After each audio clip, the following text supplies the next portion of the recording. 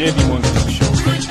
Sibiri ndi clear bulungi ntalanguza light okay.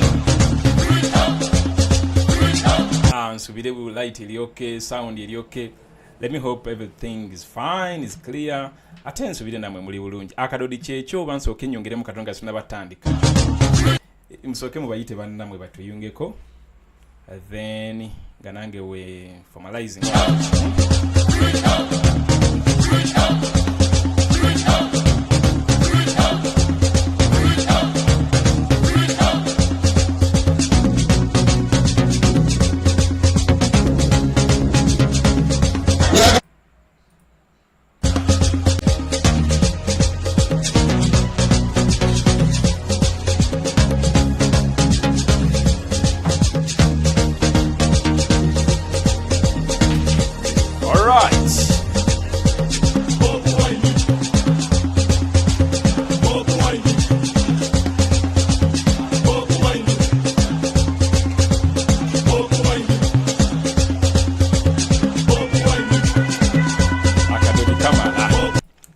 Akadodi kamala tugenderawo.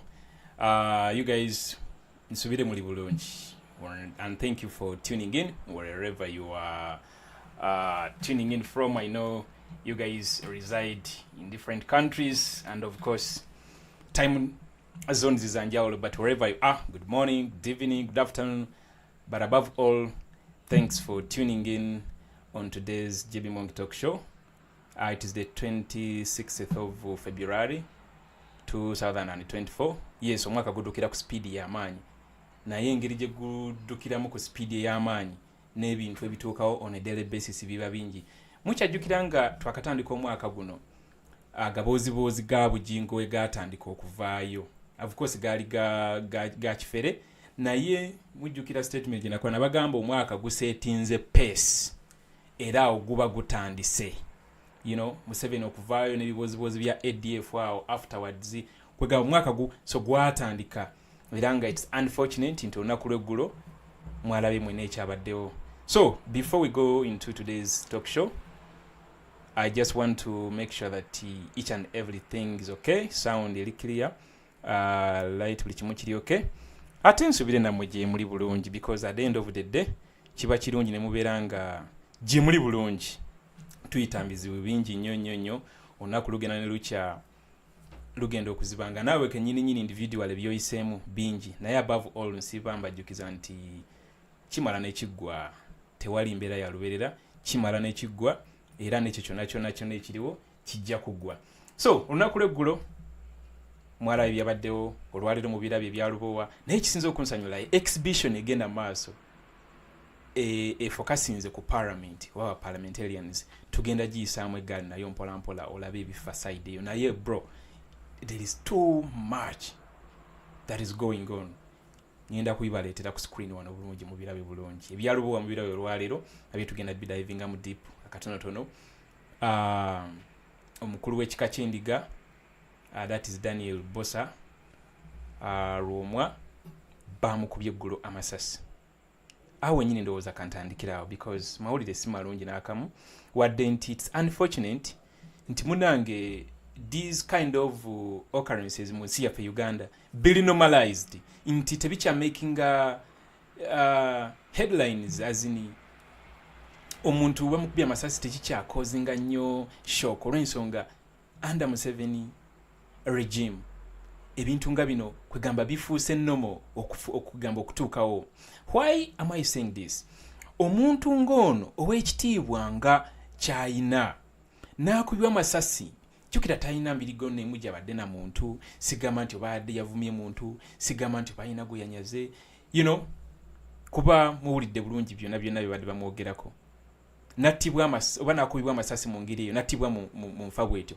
Wandigambye nti oba media platform zonna bazandisibye ku ekyo ne zidetailinga each and everything because it is a shock. Ne mu Uganda yaffe eno ebintu bino binormalizingiddwa, which is very very. I'm going to refer to Daily Monitor's communication about this. I also shedding light ku nsonga ezimu, especially nga eza mob justice. Mob yasse omukuba shooters tugenda tuukayo yonna naye demu tayawandise negamba nti the head of Ndiga clan in Buganda Kingdom was last evening shot dead by gunmen riding a motorcycle. Daniel Lubowa was shot severely in the head in his car at around 6 p.m. in Lunguja, Rubaga division in Kampala. He died on spot. Kampala Metropolitan Police spokesperson Patrick Onyang said after the shooting of Bosa, the shooter with his riders attempted to flee the crime scene, but the residents put a chase. One of them was killed and another seriously injured and was by press time said to be in a critical condition. The residents intercepted the rider and the passenger. They disarmed them before they beat one of them to death. The suspected killer rifle and the motorcycle they used have been recovered, Mr. Onyang said. Our investigation to identify the suspects, the gun they were using, the owner of the motorcycle, and the motive are still ongoing, he added. But press time, the police were still examining the crime scene. Now, I want to go far or deeper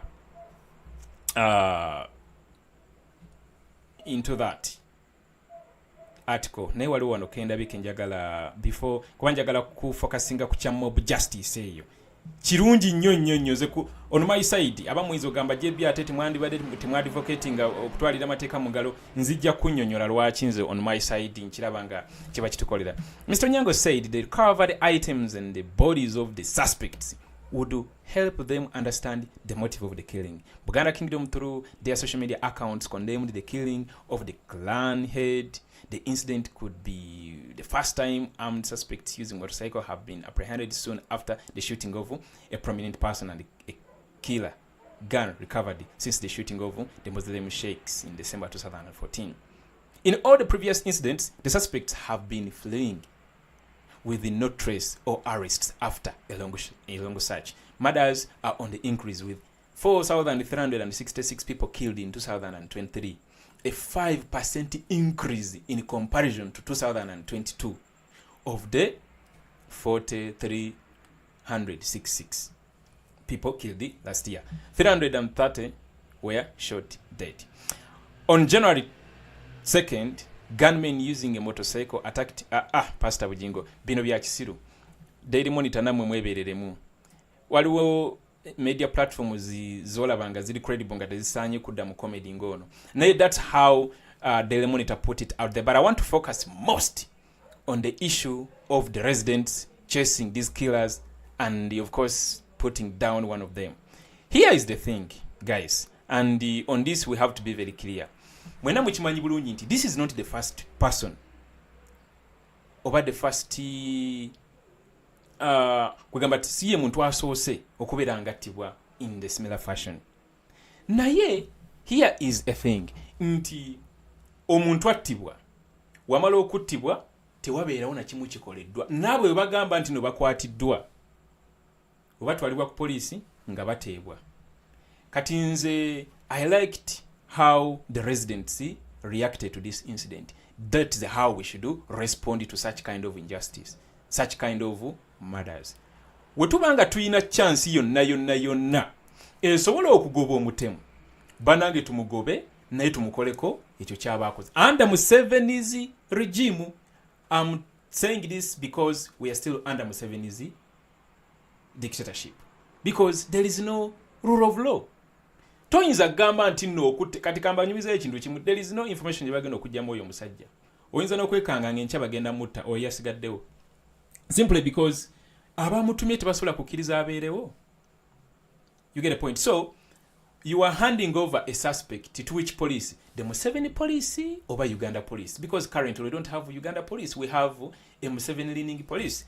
Mukyajjukira omusajja yali agezaako okuta president waffe gwe bajjako pisto nga mazino gikochinga, mwaddamu okumuwulira kama itirege ne police yennyini okujja okulondawo pisto okujjawo ekizibiti yagirondawo na ngalo ziri beya nga tebayambadde yadde gloves, ngoyinza ogamba bati bagenda through courses of forensic investigations and interviewing and all that kind of a thing.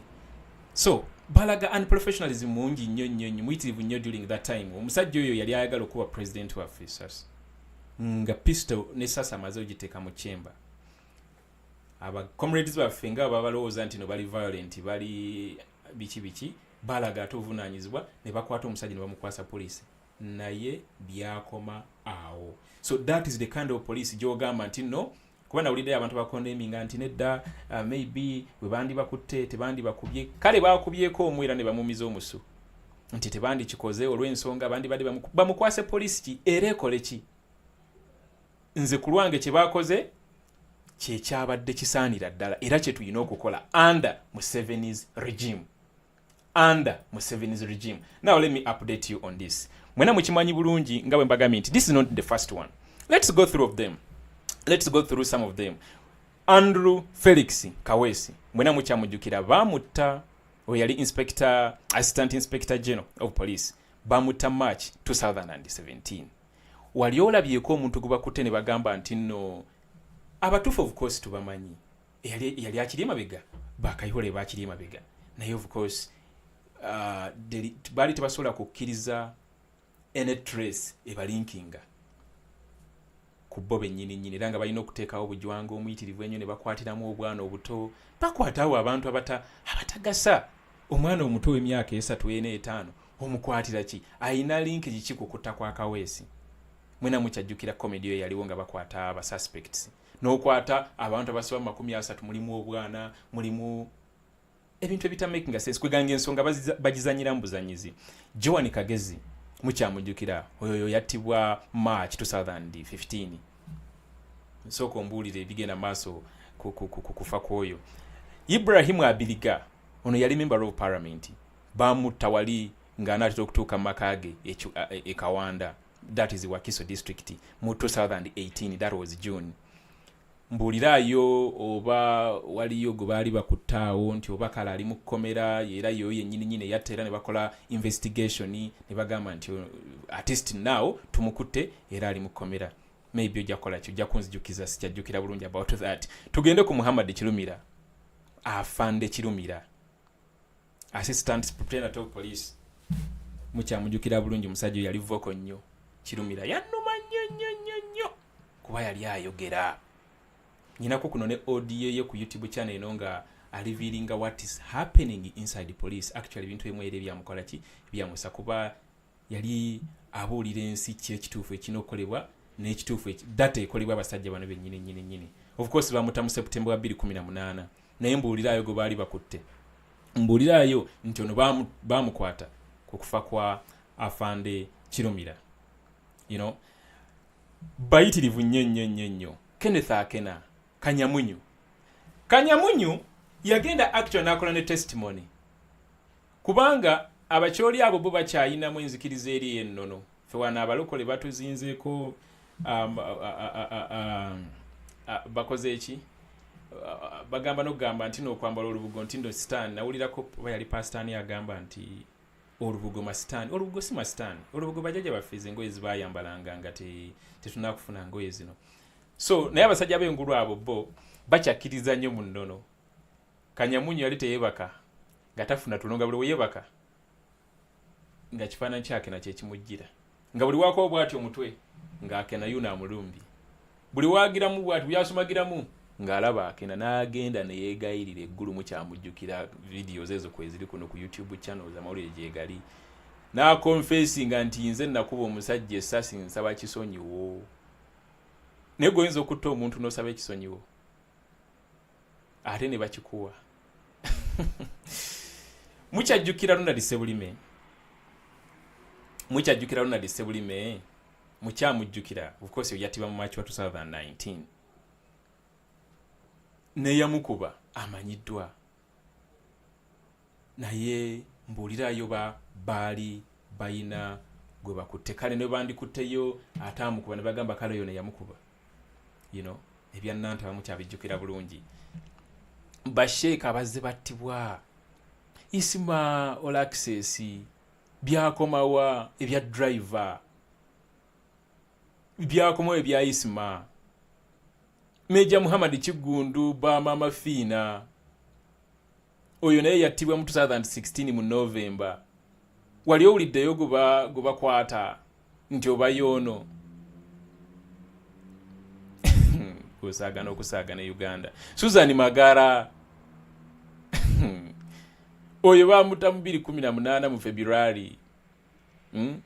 Bamuwamba ne bamutta. Mbuuliraayo kiri kitya. Tosobola bamalayo. Bayitirivu nnyo. The list is endless. The list is endless. So, abantu si basiru. Bwe batunulira incidents ezo zonna.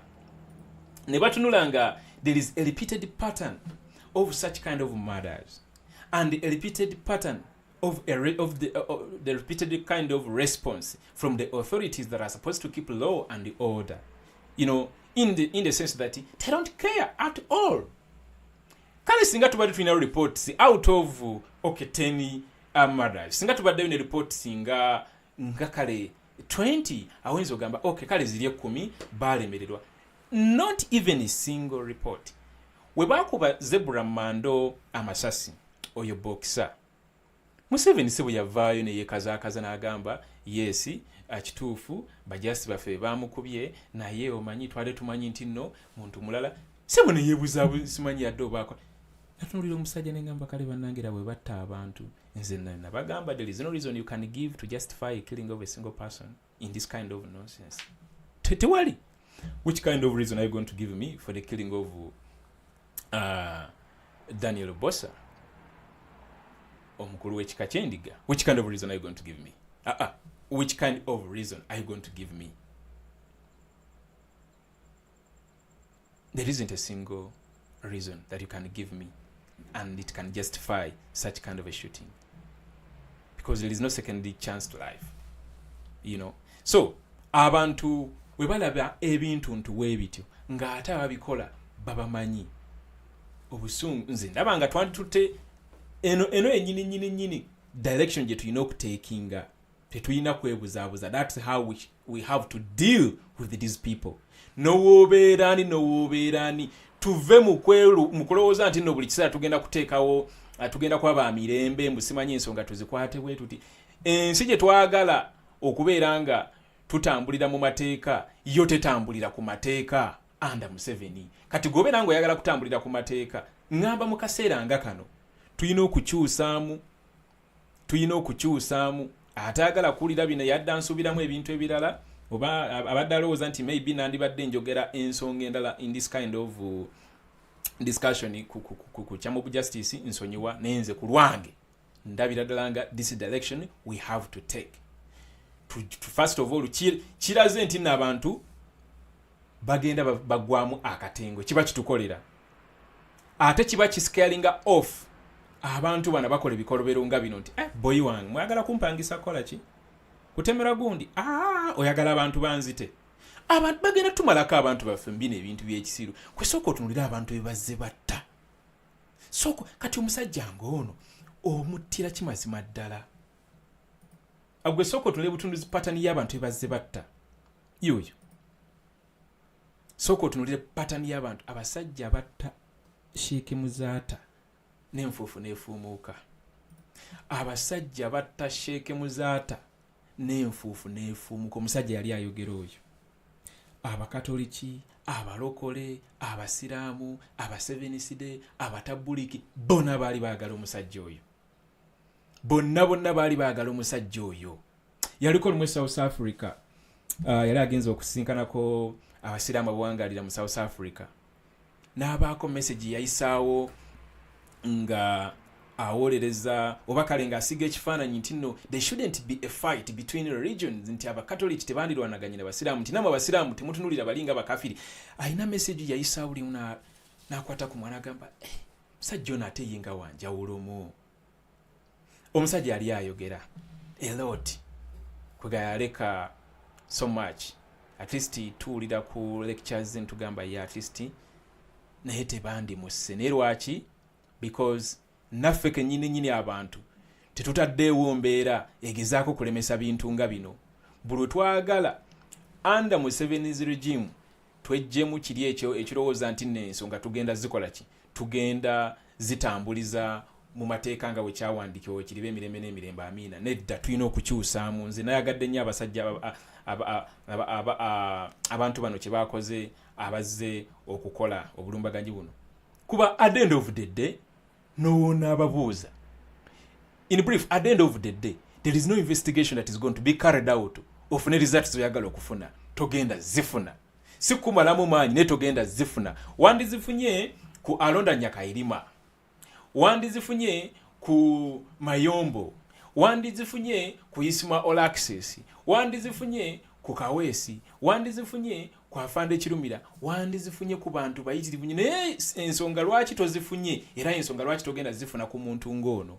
The only solution is one, getting rid of this Museveni dictatorship that has outlived its usefulness. That's the only solution. Bino ebyo tulowooza mbu na police egenda kola investigation emusimanyi bagenda kubuuza oyo mukukukugu. Muganda wange tulowooza nti bano bakyali basiru nabo bagezi. Bagenda okwagala okutta ono omusajja ono. Ani? Ono yawona amasasi. So typing irawe erinnyere mu comment section. Ono jene yawona okuyibwa amasasi. Irinya ligenda linva mutwe. Katumba wa mala. Emmotoka bagisindira amasasi 56. Mutabani we muwala we n'alugenda. Bodyguard naye n'alugenda. Mbanzi jukira bulungi. N'asimatuka amasasi. So baba zokkola ekintu. Naye sooka ombuulireyo. So far mawulire kyagavaayo ku investigation ezakola ki? Ezagenda maaso nga batulimbalimba nti poliisi ekyanoonyereza poliisi. Kati kansooke nkunyumize. Wawulidde eggulo poliisi we yadde eyeyogeza mbu tukyanoonyereza. Mukyanoonyereza biki? Mbu simanyi tukutte mundu abantu babakutte omuntu ne bamutta omuwaali. Mugende mumubuuze.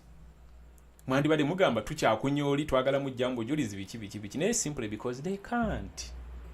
They can't. And they will never. So yena asuubira nti no, under Museveni's regime you are going to get justice for this kind of murders is going on. Nkusekereddemu katono. Nkwewuunyizaamuko ate era nenkusekeramu katono nnyo. Obanga tosobola kutunulira patterns zibadde zijja zibeerawo nga wenzi kuyitiddemu wano enfa z'aba comrades baffe ab'enjawulo nga tewali n'omugoba ali bakalizi oba tewali report n'emu yali efulumya. Kati muno osuubira nti no this time round there is going to be a report. Weerimbamuko oba kale weekonsolingamu naye nga tosuubirayo kirungi nakamu. Under Museveni's regime the only solution eri one. Mpozi n'ekirala kwe kubeera nga tetutunuulira Museveni yekka because he has enablers. And those enablers actually play a very vital role in perpetuating his dictatorship and also cementing his grip on power. He doesn't do it alone. Museveni's network has also to be exposed. Yenna ayambako Museveni okola ebikolo bino byonna naye tugimutunuzeemu kamera abantu. Famire ye, abaana be, baganda be, maama we, taata we, bonna tubateeke ku ntandaalo tewakyaliwo bya mirembe okujjako kale gwenga maybe okyayinamu ekisa naye otunulira abantu bebazze batta fe abamu tufa emitima sijja kulimba wobeera nga onebolinga Museveni's stay abaana bo bazadde bo baganda bo bonna bateekebwe ku ntandaalo ensi bategeere tusula nabo tuwangaala nabo ensi bategeere tulina okukyusamu mu nnwana tuve mu bintu by'emirembe every now and then tuve mu kuzinga emikono tubeeraawo tugambe nti mukama anaayamba mukama katonda ayamba beeyambye bwe tunaakwasa ensonga zino ezimu emirembe titujja kufuna mirembe gye twagala kugambye Museveni naye takola yekka ayina network gy'akozesa in the process of exposing the person of Museveni we shouldn't also forget to expose his network abali mu magye abali mu polisi abali mu military abali mu judiciary abali mu parliament everywhere kuba basula gye tusula sigamba nti no basula ku maazi nti olunaku oluziba nga alinye ekizungiriza agenda asula ku maazi ng'akomawo the following day no basula naffe gye tusula supermarket zibagulamu ebintu naffe ze tugulamu amaduuka ge bagulamu ebintu naffe ge tugulamu emikolo gye bagendako ba ebibala bye bagendako okukyakala naffe bye bagendako okukyakala naffe bye tugendamu so we have to change tactics by also okuguba tunuliza that tujja kwa twekoledde ekirungi kati ng'ekigenda maaso ku Twitter Spire yatandise exhibition ekutta akati eri very hot bro ne president agiwandiseeko n'akonamu stamp ne president eno gwegenda bugenzi otekemu Uganda Parliament exhibition ku Twitter eno ne president actually agambye nti the Uganda Parliament exhibition has so far unearthed some shocking but not surprising revelations about the grand corruption, nepotism and the sheer mismanagement of our nation's affairs. A big thank you to the organizers and all citizens who are taking part in the exhibition. It's not only a right but a duty for every citizen to demand for accountability from those who are in charge of our public affairs and to expose all wrong doing this. Of course, anyway, tujja kusembyayo gundi eno kuba mulimu ebintu bingi gwe ekigenda maaso ku Twitter. Abaana basiseeyo bwino. Abaana basiseeyo. Hashtag ya Uganda Parliament exhibition. Guli muliro. Muliro gwe nyini Mabati thief Anita Muwonge Sana has a convoy blaring salines with 6 bodyguards, taxpayers' money to waste. Anyway, tujja genda yoko tusoke tuveeke Lubowa. Mwena mukimanyi bulungi nti nno Uganda yanage tuyina ensi. Olomo down ogamba oba which kind of country is this? Eddwaliro lye Lubowa lyatandika okuzimbibwa mu 2019. 2019, 2020, 2021, 2022, 2023. 6 years. 6 years. This is what happened today when our team tried to access the premises ezigambibwa nti nno we wali mu kuzimbibwa eddwaliro. This is the deployment.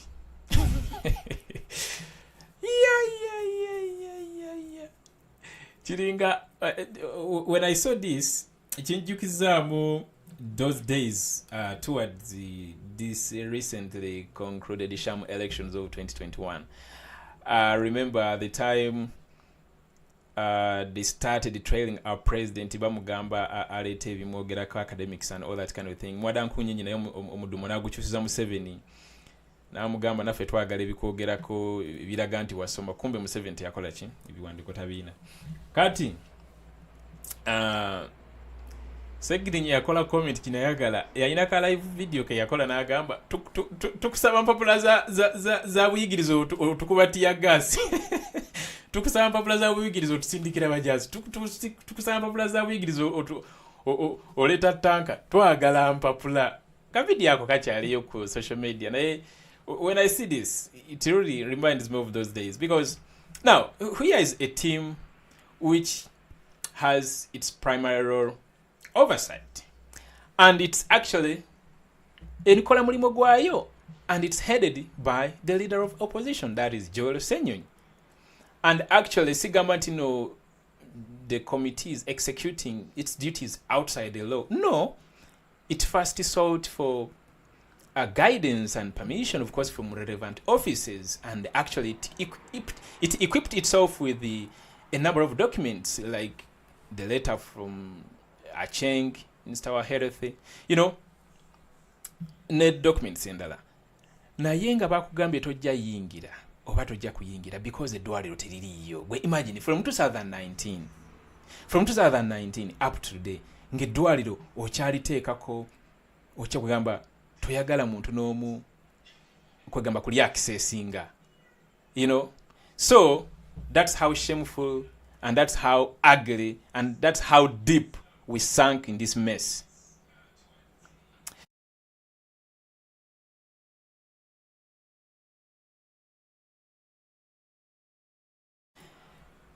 So basically, naye of course to be shocking because what do you expect? What do you expect? To be shocking, I was not shocked because this was not the first time. Muchimanyi bulungi nti even was it last year? Era Parliamentarians bagezaako ku accessing ekifo ekyo. Anyway, kibabeera baagala kibeera kintu kimu nga sinabagenda into everything. Kibabeera baagala babeera tebaagala balabisa because eddwaliro lyo teririiyo. Goyinza okungamba from 2019 up to today okyazimba musingi teririiyo of course. Ate no mukijjukire nti ne komera lyeruzira ettaka nalyo baalitunze bagenda kuzimbawo 5-star hotel.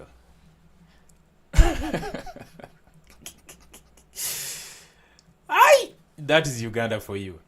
So choino kumanya so much money has been invested in this hospital.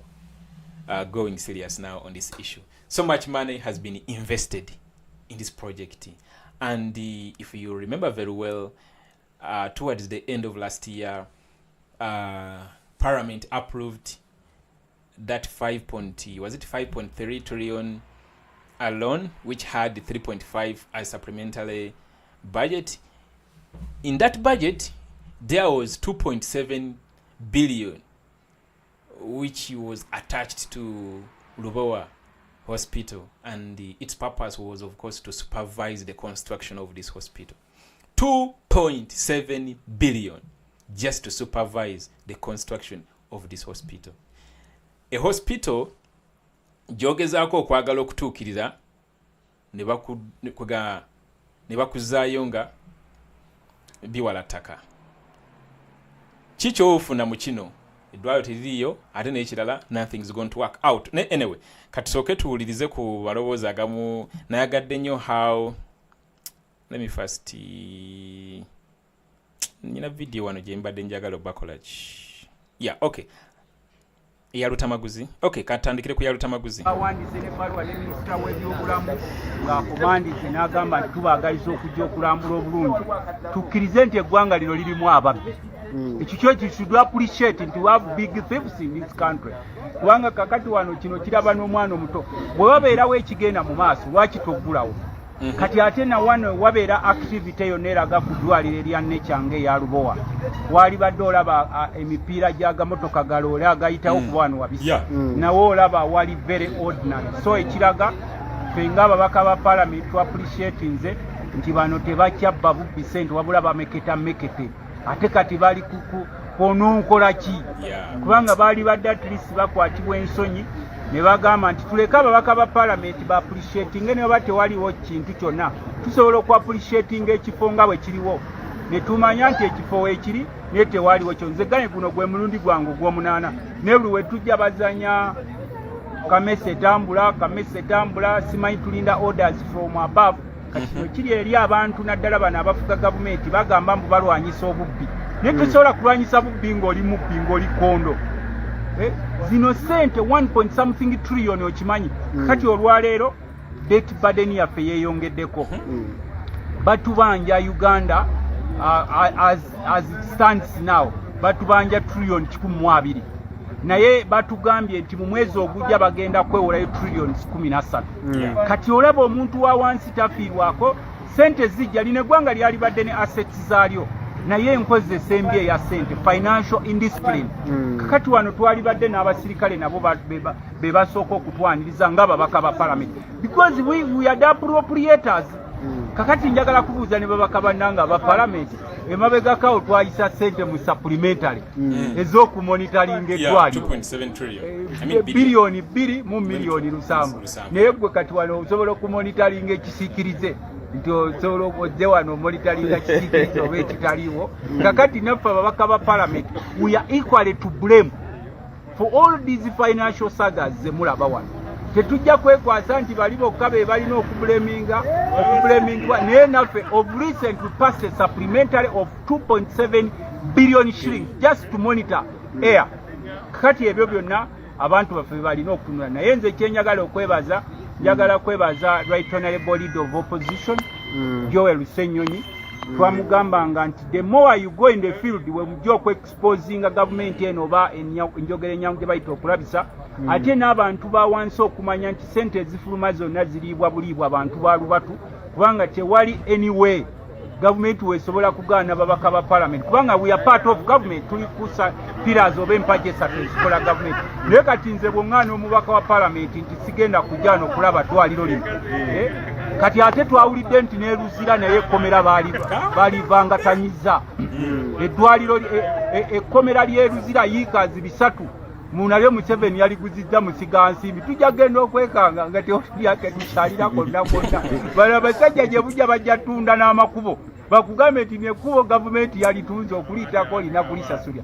so nganze omubaka wa parliament mowaso atula ku finance committee mowaso atula ku one of the accountability committees ndi very shocked era bwe sibeera shocked kweno project okulaba nti abantu bavaayo emisana ne babba novayo ng'omubaka wa parliament at least baalikwatibwako ku nsonyi ate ekisinga okunsanyusa ababbi b'eggwanga beefuula balokole n'omucanga ng'aliko mwoyo mutukuvu baba naye nga mwoyo gwaliko wa bubbi amukutte noba ne sente ezaherese noba sente ezaherese baali bbi ezaffe ez'abaka ba parliament kubanga naali yagadde okulyayo olunaku nti waliyo parliament weetaafunye musaala minisita wa finance n'abakungu abalala baziyisizzaawo ne zigenda naye bwobba sente z'ebyobulamu eziki without sector kugifacilitatinga n'okulaba nti wabeerawo ebintu ebibeera ku ground tewabeerawo kiba kitambula n'olwekyo nze ng'omubaka wa parliament nyongedde abasajja bano okubawa obubonero obw'okubba with time bajja kutwala World Cup y'obubbi mu nsi yonna nga bagamba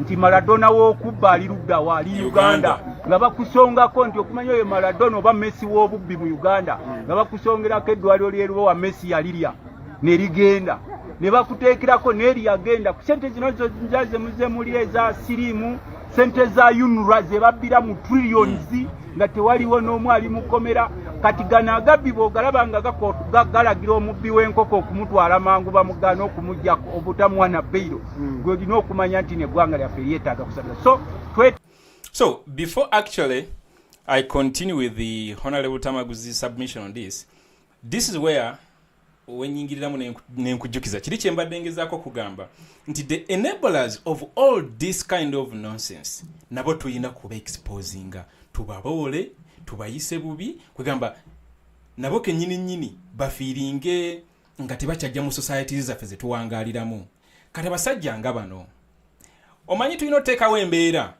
nga bano bwe batuma okukola ebikolobero nabo bennyini batya okukola ebikolobero bakibuuziza waliwo omukazi ago babuuzizza mbu madam do you know that you are breaking the law nagamba mbu I know nga yina teyeefiirayo yina agamba ate ogenda kunkola ki ogenda giraba video awo message so if obwanga otubutunuuliza bano ne tuba pinning out for example kankubulire kankuwe example kati ng'oyo mukyalo oyo ngenda mukulaga ka video kajja oba ne bano ne tusooka tukononulayo famire zaabwe ne tukononulayo bakazi baabwe n'abaana baabwe ne waba wa myaka 2 wobanga okoze omusango because unless nga gwe you don't care about the taxes that you pay. Neno obanga owangalira Bulaaya, osindika sente Uganda, there is a markup that goes in the pocket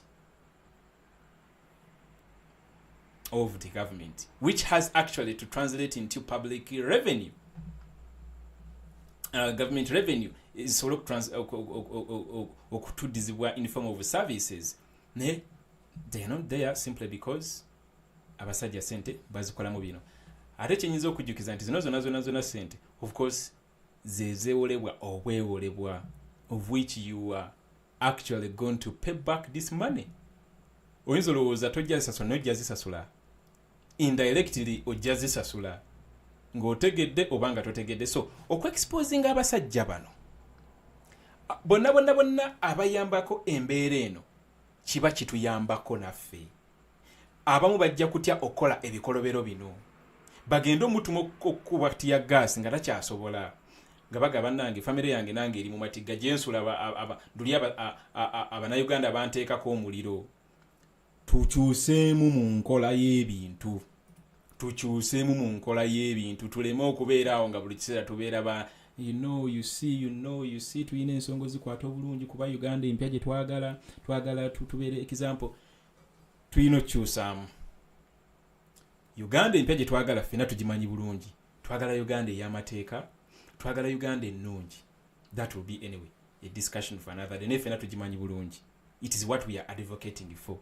Naye we are advocating for it under this kind of playing field. So tuyina ndowooza okola Newton is the third law of motion. Action and reaction are equal, but gutuleetere naffe tukukuleetere. Awo tulina okuddera, awo tulina okulaga tube exposing gye babeera, gye basula, gye bawangalira, gye banywera omwenge, famire zaabwe, abaana baabwe, bakazi baabwe, everything. Taga ensi nga ababaka ba parliament baweebwa ekitiibwa n'abakulembeze bonna abalala nga banoonya accountability. We are not here just for showbiz. We are here to account for public money. Kati fete tujja kulwana era tubadde tugamba omubaka waffe Zaake abuuke ku kisaakaate nga naye Honorable Tamaguzi era sewo baagala mbu Honorable Zaake abuuke ku kisaakaate akole ki tuwaddeyo alabe ku kiri munda. Of course Honorable Zaake yasinga okuzoganya era sebo gwe batunuliddemu ba abuuka alingizeeyo alabo oba waliyo nseenene ze bali mu kulundirayo oba waliyo byennyanja bali mu kulundirayo.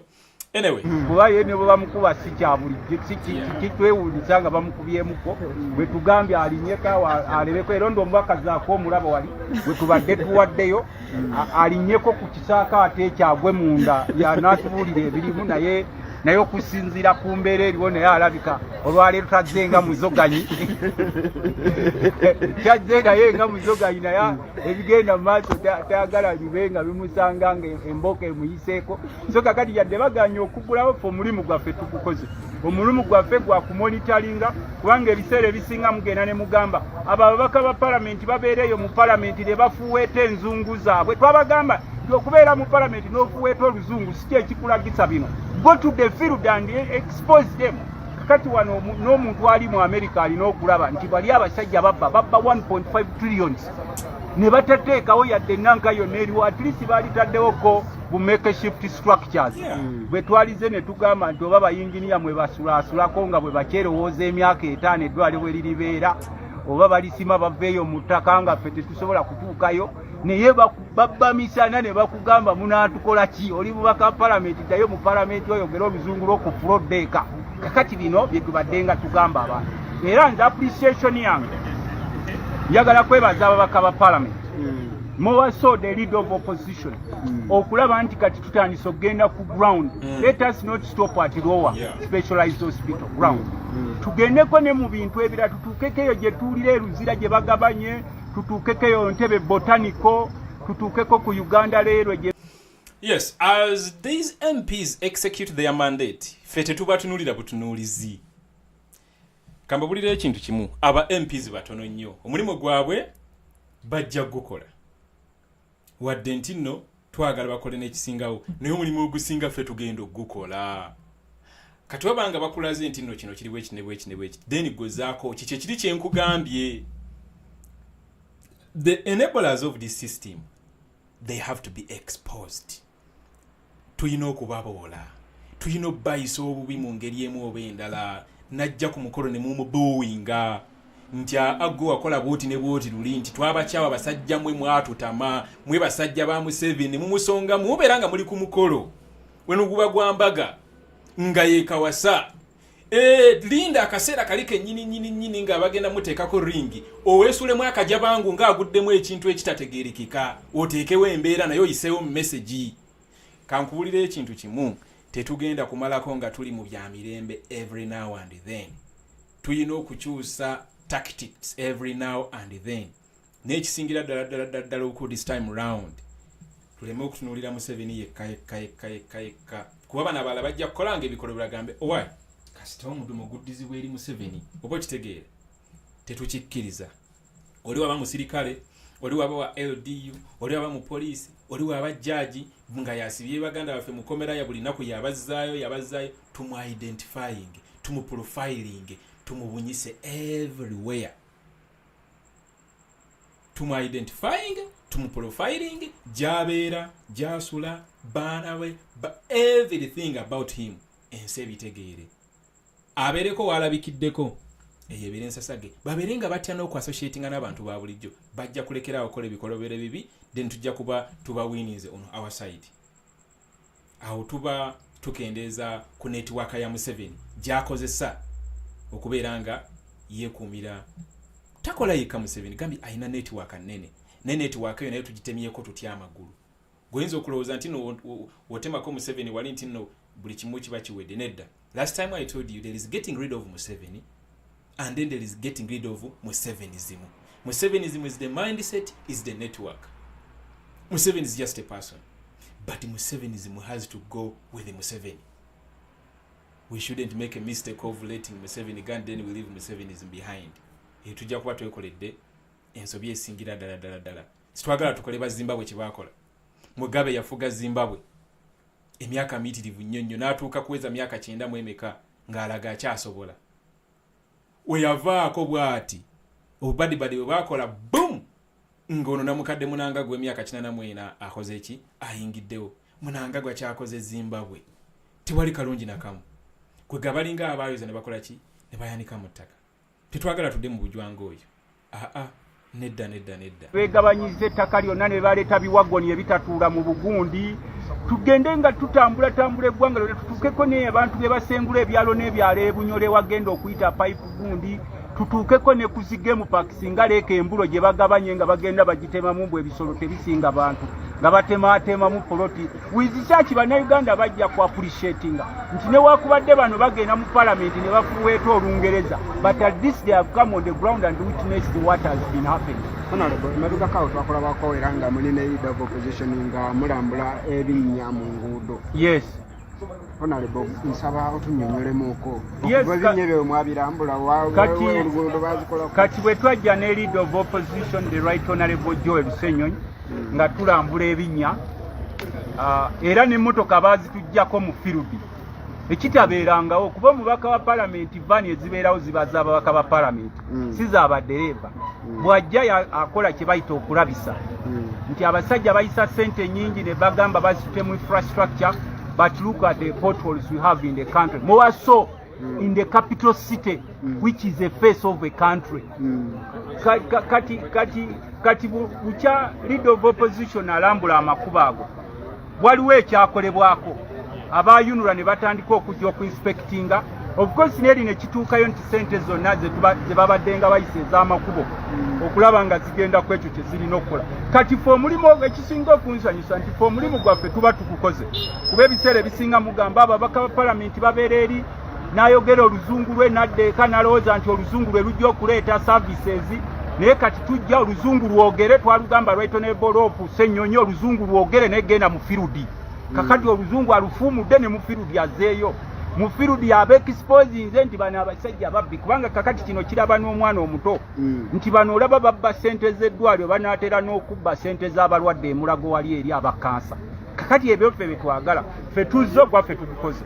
let it be on record nti parliament teyatuula eri neyogera nga bwogezi ku ddwaliro ly'e Lubowa naye bajja ku ground ne balaba ne gali amakubo ge twagenda lopu nga tututte okugalambula kati twetaaga n'okugenda tulabe ku nnyanja eyo gye bakuba abantu ne babatta ne tuulireyo mbu waliwo abakungu abatematema ennyanja poloti wabali ku nnyanja bagenda babakuba emiggo babatta mbu wano simanyi gundi alagira poloti ye wano wa poloti ya gundi kati ebyo twetaaga firudi wakeene ekuyambako naddala ng'oli mubaka wa palamenti abantu tebaagala biri byetutuula eri oda procedure ye eri ku ddwaliro weeriri gwe mupe eddwaliro lye weeri ye procedure ye oda ye eri ku kkubo ekkubo weeriri kati gwayisa ssente bw'oba otuuseewo ng'eddwaliro teririiwo n'ekkubo lyoyisiza ssente teririiwo kakati tugende mu palamenti owulire nga bayisa supplementary otandike okugamba ayi nga nekyoyisiza ssente ng'oba tokirabyeko so zezo gundi zaffe bwe badda mu palamenti ne babagamba baagala ssente mubongera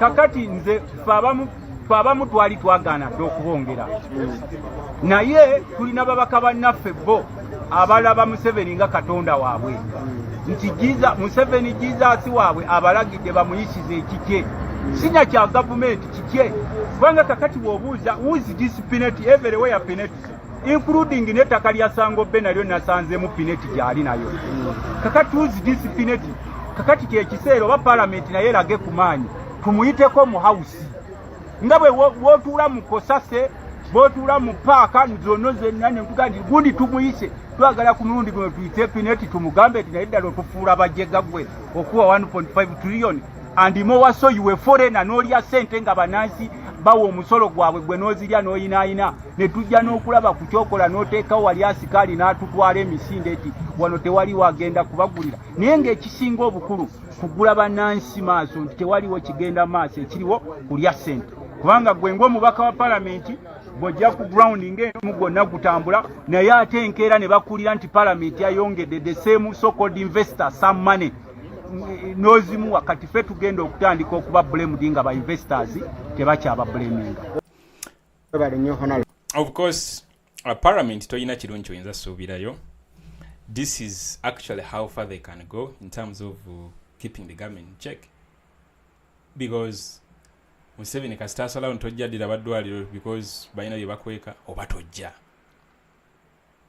oba ayagala okuyisa ssente endala kati nga trillion 13 zibagenda okwewola omwezi guno ogujja toyinza kubalemesa because ebidomola bya kyenvu byebijjudde mu parliament. Ze kyensiba mbakubiriza ne ngamba mwe baganda baffe abali eyo nga hopes muziina mu parliament mbewuunyamuko hope oyina gibeera. Actually you don't need to put hope in someone else. You have to put hopes in yourself, in your own abilities, because at the end of the day someone else is going to disappoint you. You are going to have so much hope in that person and you expect them to execute certain tasks. If they fail to do one or two, you are going to be disappointed. But gwe omanyi your abilities, you know your strength, you know what you can do and you know what you can not do, you know how far you can go.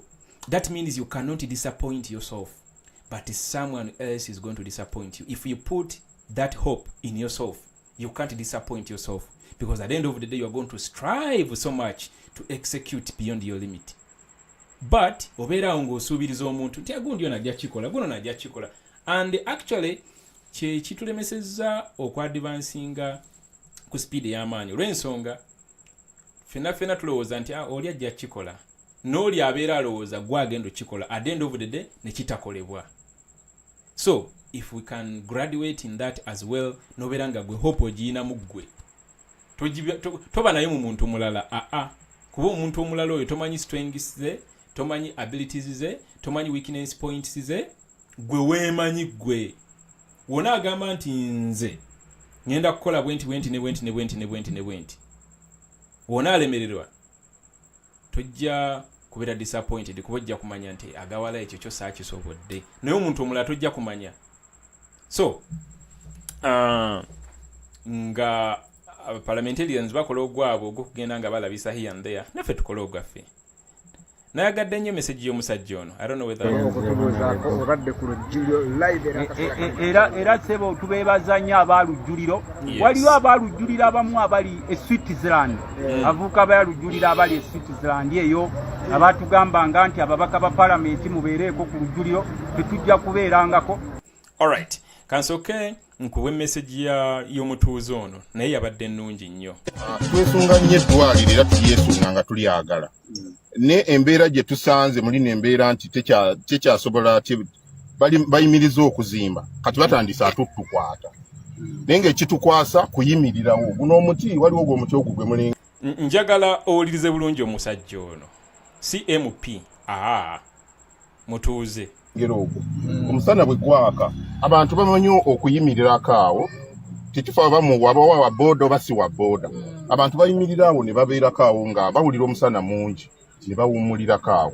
Kati mu process y'okuwummula abasajja bavoomu abapoliisi ne bajja ne babakwata mu kifo ky'okubatwala poliisi ate ne babayingizaawa mu kibaati tetumanyi oba mulimu akaduuka oba temuliimu kati ne babayingizamu nafe ababodaboda ne bwe banga efudde nze yali efuddeko awo ng'omusumaali nagulonda kati nga ni process yakujjamu ki musumaali guveemu muki mu piki bankwate kati mukunkwate ne mbabuuza nkoze eki ng'okola ki wano ne bagamba kiyina omusumaali guguno ne bambuuza okolera ne bagamba nkolera wali wansi kati babagamba ne waawo kwa poliisi oba ndowooza yali amanyi feesi yange n'agamba muni oyugayi waawali wansi agamba omulekeko ki agende ne buli lunaku tuyitawo wano ng'abatamanyiiwo kati fe abamanyiiwo nti bakwatirawo tetuyimirirawo naye nga tukolera wali gundi zigenda wano maaso kati fe kituluma okuba ne batandisa okolaki okukwata bakwata bannaffe ne nga tosobola nakuvaayo mbu munnange era bw'oyambibwe n'omugamba munnange vaawo awo fe tumanyi bagamba vaawo bagenda kukwatirawo ne tuvaawo kati eyo embeera eyo tuyisa bubi. Abasirikale ababakwata bwe basirikale aba bulijjo baba abasirikale ba poliisi bali mu kyambalo kyennyini era mwe bali omunda batera kubeera mu kaki na bino amadowadowa ago babeeramu naye nga bapoliisi babeeramu ne bakwata abantu ne bakola ki ne bayingiza mu kibaati kati fe eyo embeera eyo tuufu bituyisa bubi. Muyina abantu mutera okulaba nga era balina bye baleese emmotoka eziyingira omu kiki mutera okulaba mmwe ng'abatuuze b'omu okuzimba waliyo emmotoka ezijja naye za bulijjo kati waliyo emmotoka hali akawundo eriko ekipande ky'eddwaliro kyennyini erina okolobo etula okuyingiramu ebeeramu abazungu bitula okuyingiramu.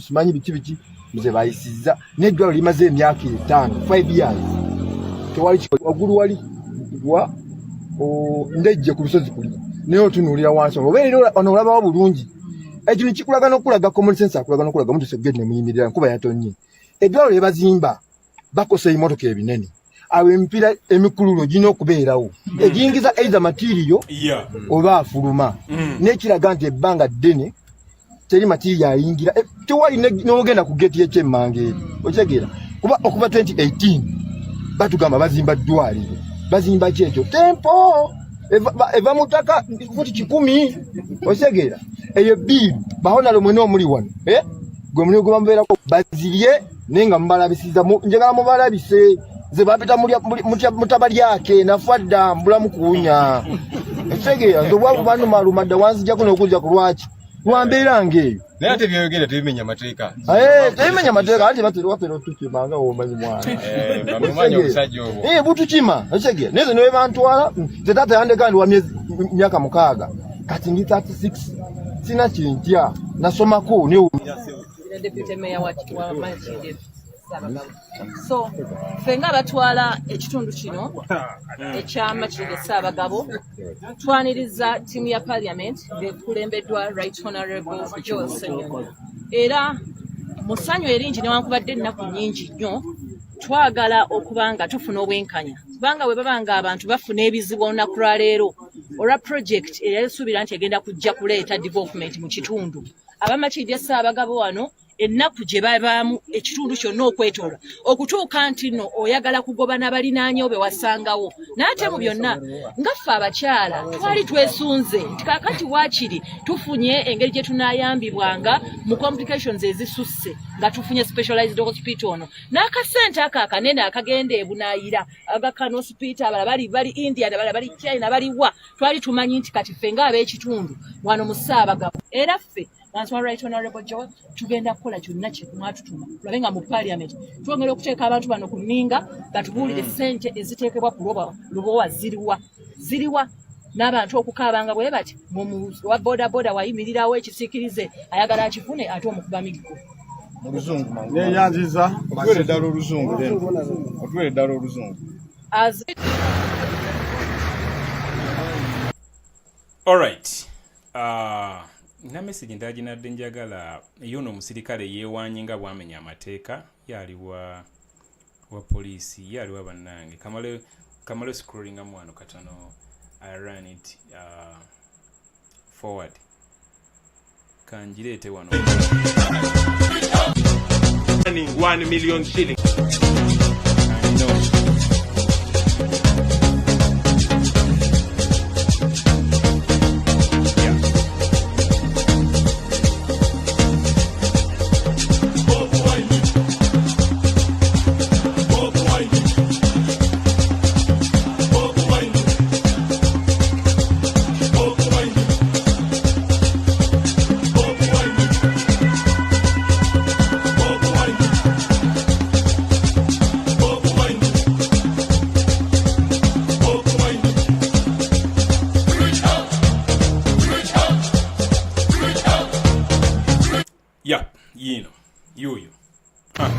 Hey, Mr. Akonzile? Yes, come. I thought I was still trying to engage you, sir.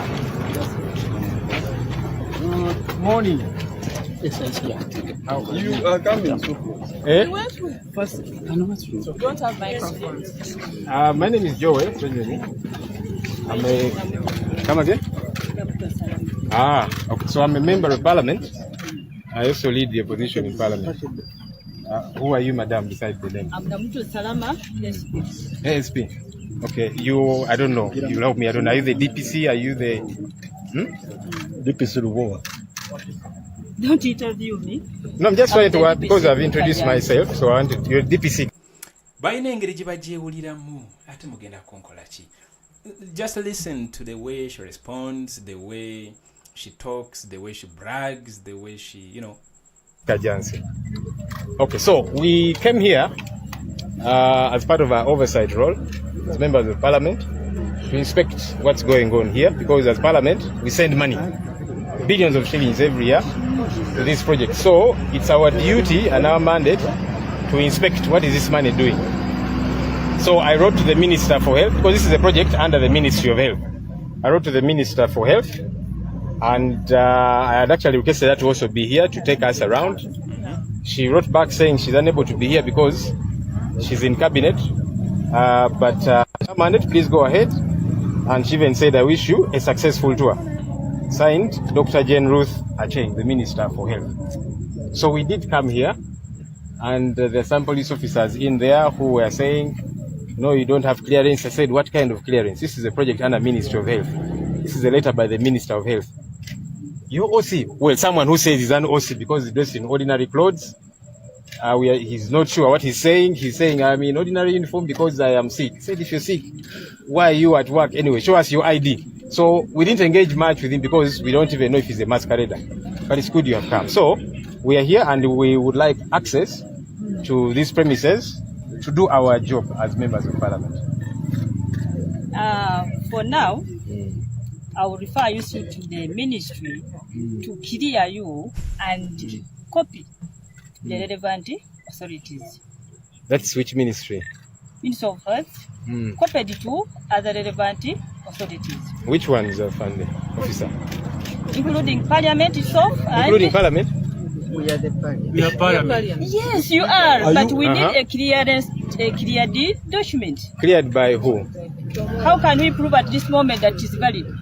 How are you able to prove that it is not valid? We shall get the formal communication. From where? Upon its clearance. Who is meant to clear? From the Minister of Health. But this is a letter signed by the Minister of Health. Officer, are you obstructing Parliament from doing its work? That's the statement we want you to clear. Are you obstructing and we are also trying to understand you of Uganda from doing our work? I only need a clearance from all authorities. Has it been clearance from all authorities?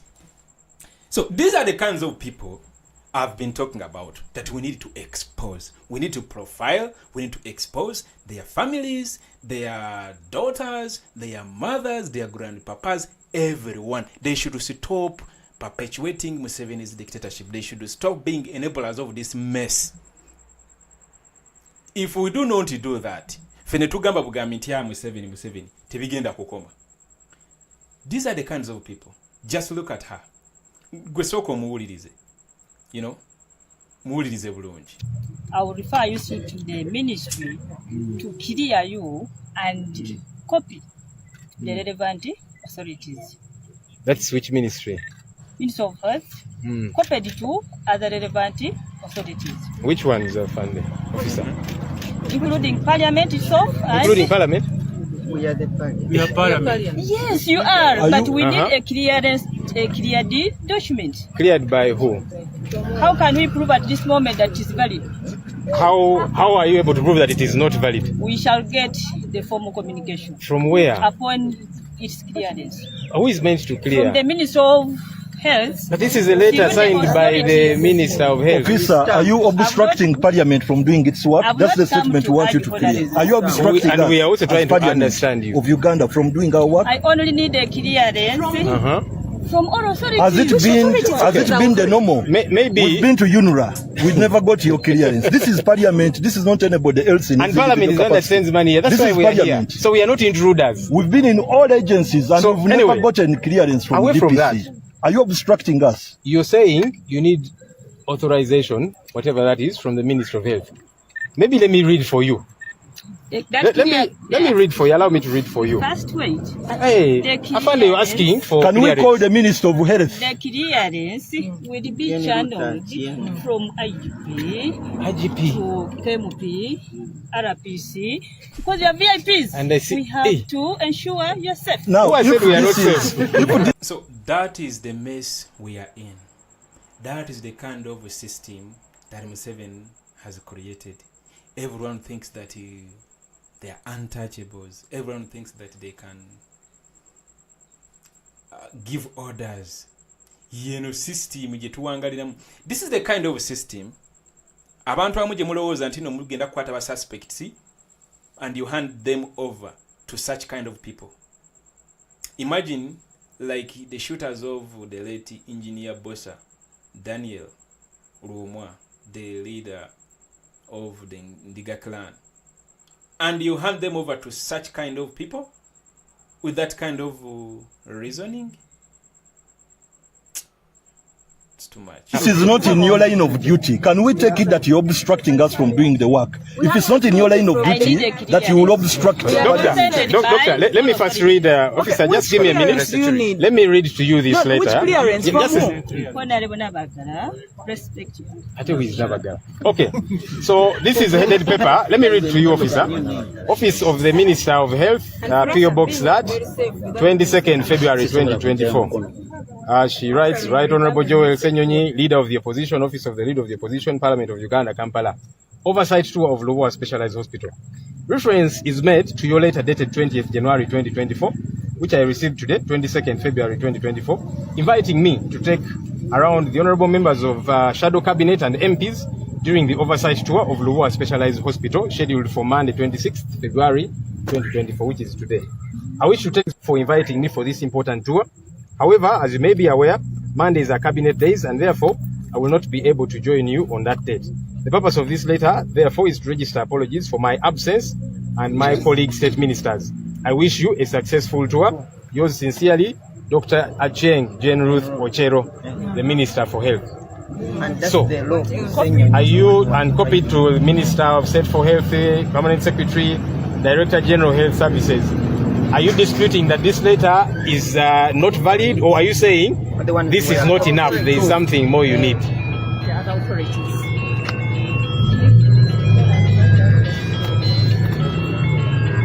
Did they acknowledge the receipt of the copies? But so Afande is asking, did she acknowledge receipt of the copy? Reference is made to your letter dated 20th January 2024. That's the opening, which I received today, 22nd February. She's coming back. We shall wait for her. Still waiting. In her duty, has she got the power to block government from doing her work? We are still waiting.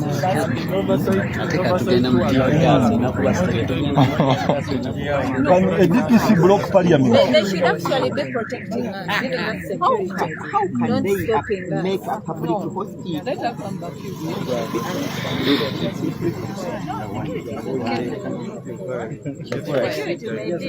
This DPC should be interdicted if she succeeds in blocking us, because that's beyond her mandate. No. Or you go to jail, could maybe she's getting orders from above. Oh, why, Honorable Ndabaga? Now we are going to investigate you also. You must carry anybody blocking oversight duty, which is a constitutional mandate, should be investigated. What is the motive of that person blocking the oversight duty of parliament by parliament? That security person should be investigated.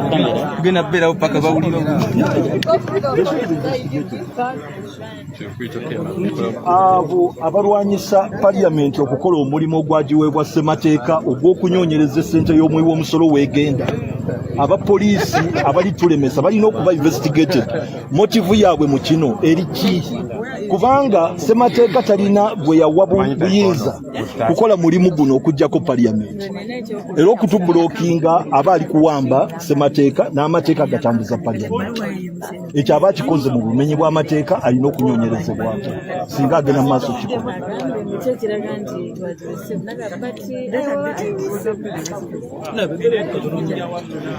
tuli tuanze kola mulimu gwaffe era tulize batugulire so tuli wano paka kuyingira kulaba. All right, now I think I should give you where all this started from, because it's really very important to get to know where it all started from. Of course, they came, that was, let me see, I think it's this, yeah, okay. So kenzire yoko wano.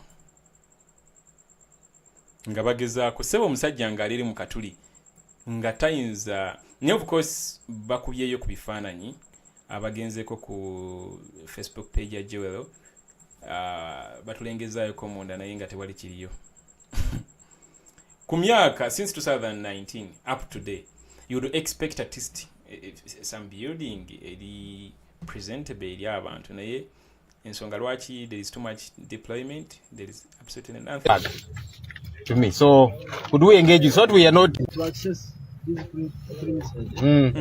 Our madam must stay. Who is madam? Our madam. Who is your madam? Who's saying our madam? Who is that? Who is that? Show me. Mr. Mugisa. Madam, Madam, who is that? Who is that? Madam CEO. I want him to tell us. Mr. Mugisa. Mr. Mugisa. I'm requesting that you open and we talk to you, because we also want to show you letters that we wrote to the Minister for Health, and the Minister of Health has written back to me. So could we engage you so that we are not okay. Okay. No, madam. Why?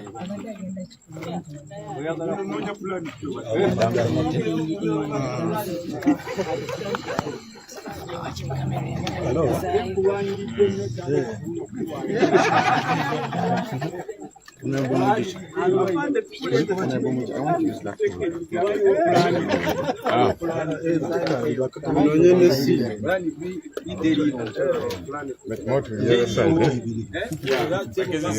kamera ezi bazitunuzayo munda.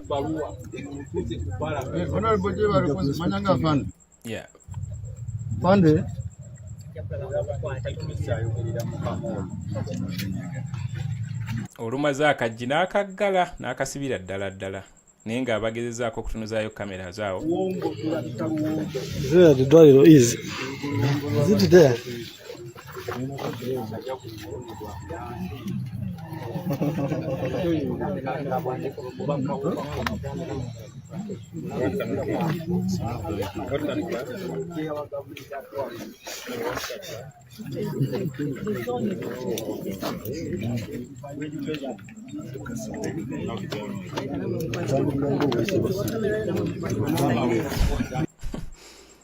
Ne Uganda tuyina ensinze kankubuulire. That's why I keep saying Museveni is a curse to Uganda, and Uganda under Museveni is a real hell. Meanwhile, have you seen this? Hope you guys have captured this. Yeah, Video recording. Bagamba bana abayise kirabika. Abayita obviously.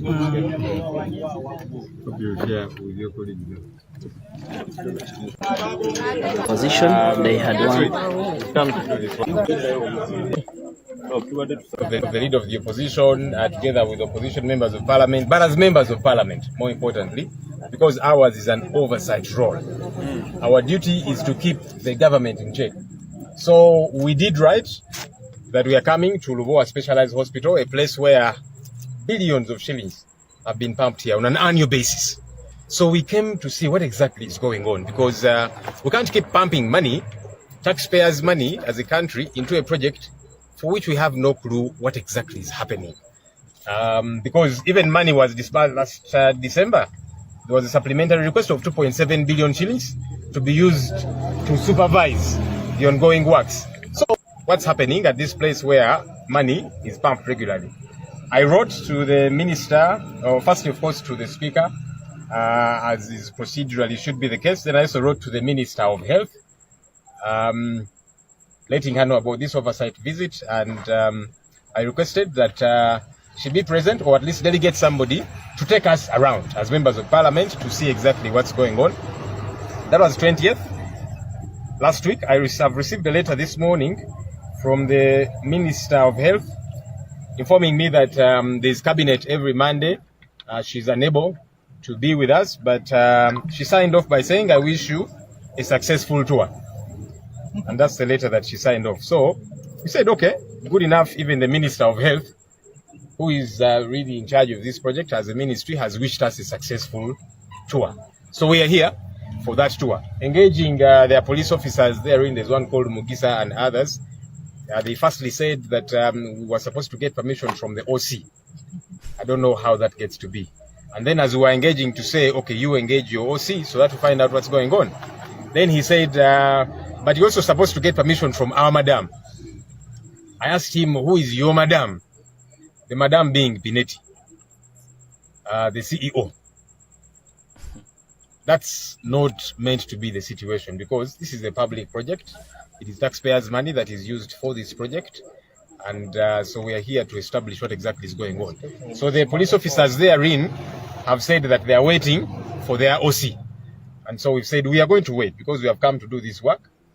We are not so much in a hurry because this is important work. So we are waiting whether the OC is going to come or going to give them orders to do, I don't know what. But we are here to do that work because it is our mandate to execute that role.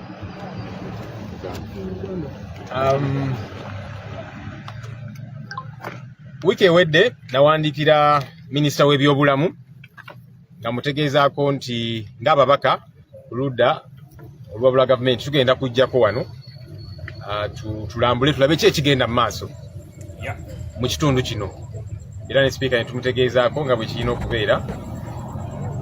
Minisita wa Health twamusaba ajja abeerewo naffe atulambuze ng'ababaka tulabe ki ekigenda mu maaso, oba waba tasobodde atuwa omuntu okuva mu ministry ye. Nfunye ebbaluwa amakya ga leero okuva ewa minisita w'ebyobulamu nantegeeza nti buli mande babeera ne kabineti tajja kusobola kubeerawo naffe, naye atwagaliza tuwa ennungi. Sayinize wano, I wish you a successful tour. So ne tugamba nti owebyobulamu naye atwagaliza birungi byereere nga tukwasaganya obuvunaanyizibwa buno. So ne tugamba katujje. Kubanga ekifo kino ssente empitirivu buli mwaka omuwa omusolo zaateeka wano buwumbi na buwumbi buli mwaka. In fact mu December baaleeta ne supplementary nga kuliko 2.7 billion za kusupervisinga za kulondoola abalina okulondoola biki ebigenda maaso babaani abo tetumanyi. So ne kiba kitegeeza nti waliwo omulimu okugenda maaso wano. Tugamba kale katujje wano tulabe ng'ababaka abakikirira abantu omuwa omusolo ssente zaateeka wano zikola ki exactly.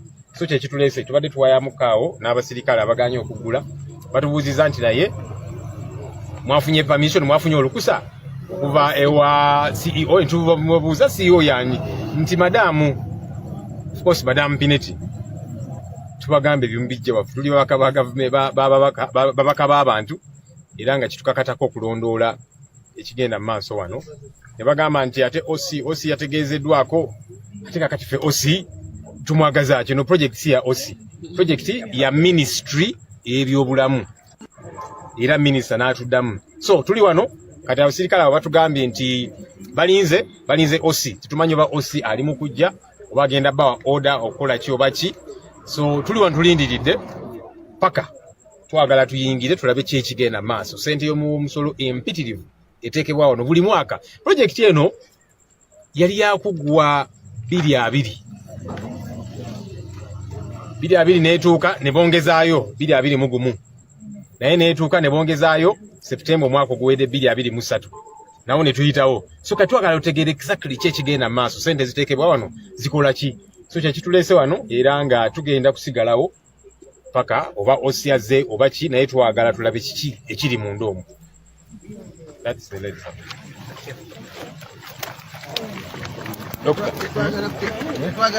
Twagala kunyonyola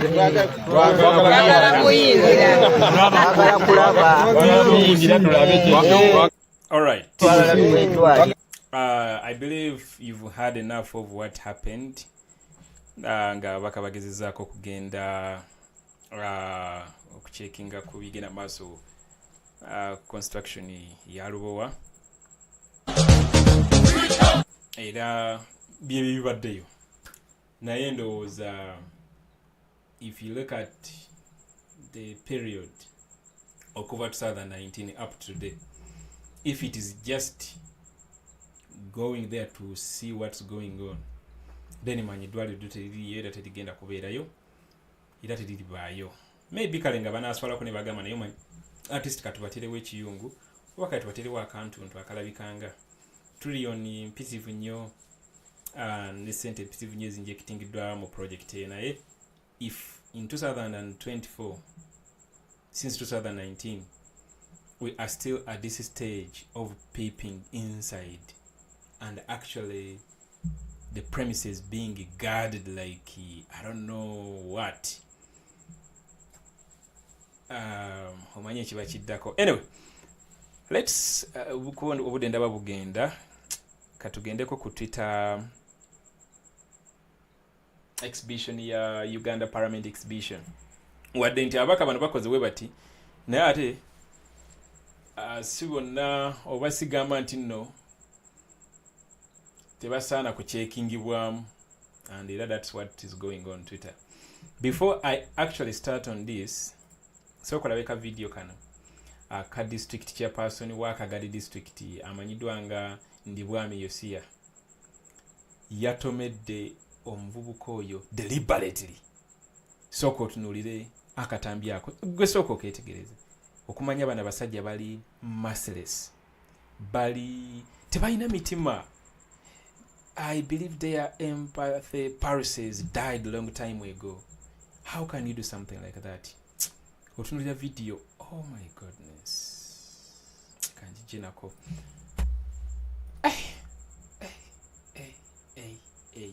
So, this is the Uganda exhibition. Uganda Parliament exhibition. Ekuba tochi nkugambye. Bannange ekigenda maaso ku Twitter kitokota abantu bajjeeyo facts. kati kyekino olina kukyembagamba of course kizingira wamu aba opposition wamu ate n'aba NRM kyolanga katuni eno bagikulaze we bati katuni eno bagikulaze bwe bati kanjire tino gireeta wamu nga nnene bulungi okole ki ogirabe nti united in greed united in what in greed olengeramu obukofiira bwa radio olengeramu abambadde kyenvu olengeramu akakebe ka jiki kali of course kategeeza ni tamonji ye kuba jiki nakola ki obalengera of course Spire is so good at this. He can just produce one art piece nebiranga ena message nga osoro gikolamu akatabo kalamba. That is Spire for you. So before we go into this, let me remind you again, we are nearing 2026, of which there is no way we can escape that. Yejja kujja oba twagala oba situwagala naye for us of course tutunulira okukozesa period eyo before okulaba nti nno twegobako effuga lino naye in the process tugenda kufuna abantu abajja nga bagala okwesimbawo nga bali presenting ideologies zaffe. Ndi wano kubajjukiza nti this time round nze ndi mukambwe mu this time round tebiringa luli. Twetaaga abantu abakozemu kasente, twetaaga abantu abagagga ku mutima ne mu nsawo, twetaaga abantu abayina nga ideologies zaabwe oba aims zibaleeta, objectives zibaleeta okubeera nga bali presenting anything kibazo ku representing as aligning wamu ne za people power. Twagala ngo omuntu nga omulamu wabwe kujja ko mu 7 si kufuna kifo naye ekikulu kya byonna omuntu akozeemu tagenda kubeera nga akola ki, tagenda kubeera nga akozesa ekifo ekyo okufuna sente, okutandika kuzimba nyumba, kutandika kugula amaduuka, kola biki. Omuntu akozeemu tagenda tandika kuzimba kugula bu ambulance, tagenda tandika kuzimba buki bantu bamujjukira era babirenga gundi ono, tagenda tandika gabira abantu nsigo biki and all that kind of thing. Omuntu akozeemu agenda kuba focusinga ku kintu ekikimu, kugoba mu 7 oba kukuma bantu, kukuma muliro bantu. Naye bano example njiwera ku president waffe ndowooza omulaba omulamwa gwe gwaliyo gwera mu parliament yagimala mu myaka giwerenda, yayingira 2017 2021 n'agifuluma kuba mission ye yakukyusa gwanga lino. Naye otunulira abantu abamu kuffe, abantu abamu abaffe nga mission yaabwe kwenerikinga nsawo zaabwe nga ye kasitafu na mukyafunyeemu ogwe guba guwedde era ng'ekyo ekifo akitemerako omuntu ejjambiya kubanga yafaabiina emyaka n'emyaka mingi kano kafunye kino takita. At least ebyo goba mu 7 kasooka abiteeke wali ebbali, asooka akolera abantu, asooka bagulire ku ambulance awo, asooka bazimbire akasomero ng'ate ne sente azewozewoze kuba akimanyi bulungi nti nno ajja kuddamu yeesimbewo era bamulonde. Tubeere banjawulo mu this time round, tufune abantu abagagga ku mitima ne mu nsawo. Yes, bayinza obutaba bonna naye ate si namba esinga ebeere nga yakolamu. Abo tebagenda tufuukira nnyo kizibu. Abantu ng'omulamu gwabwe kujjako mu 7, abantu nga basobola okumobilizinga,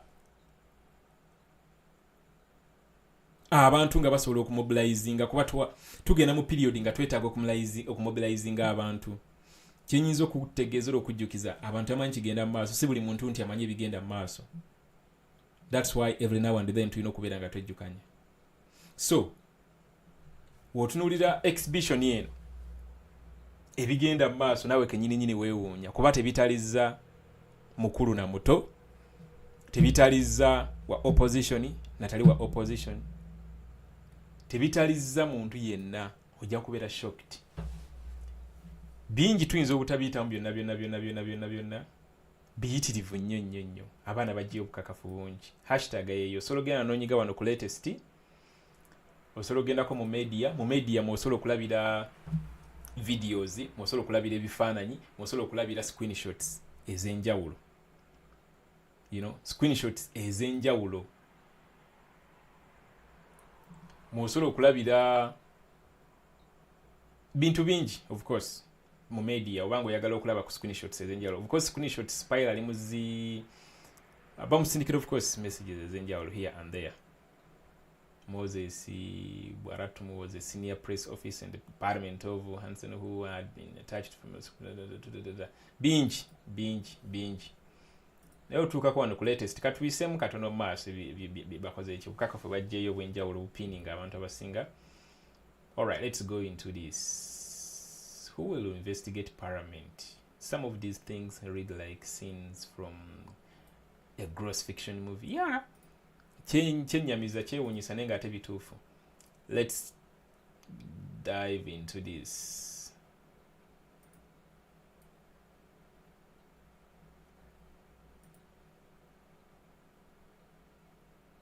Oluginadde njagala okusookerako. Waliwo neeno. Musaaga n'okusaaga gwe.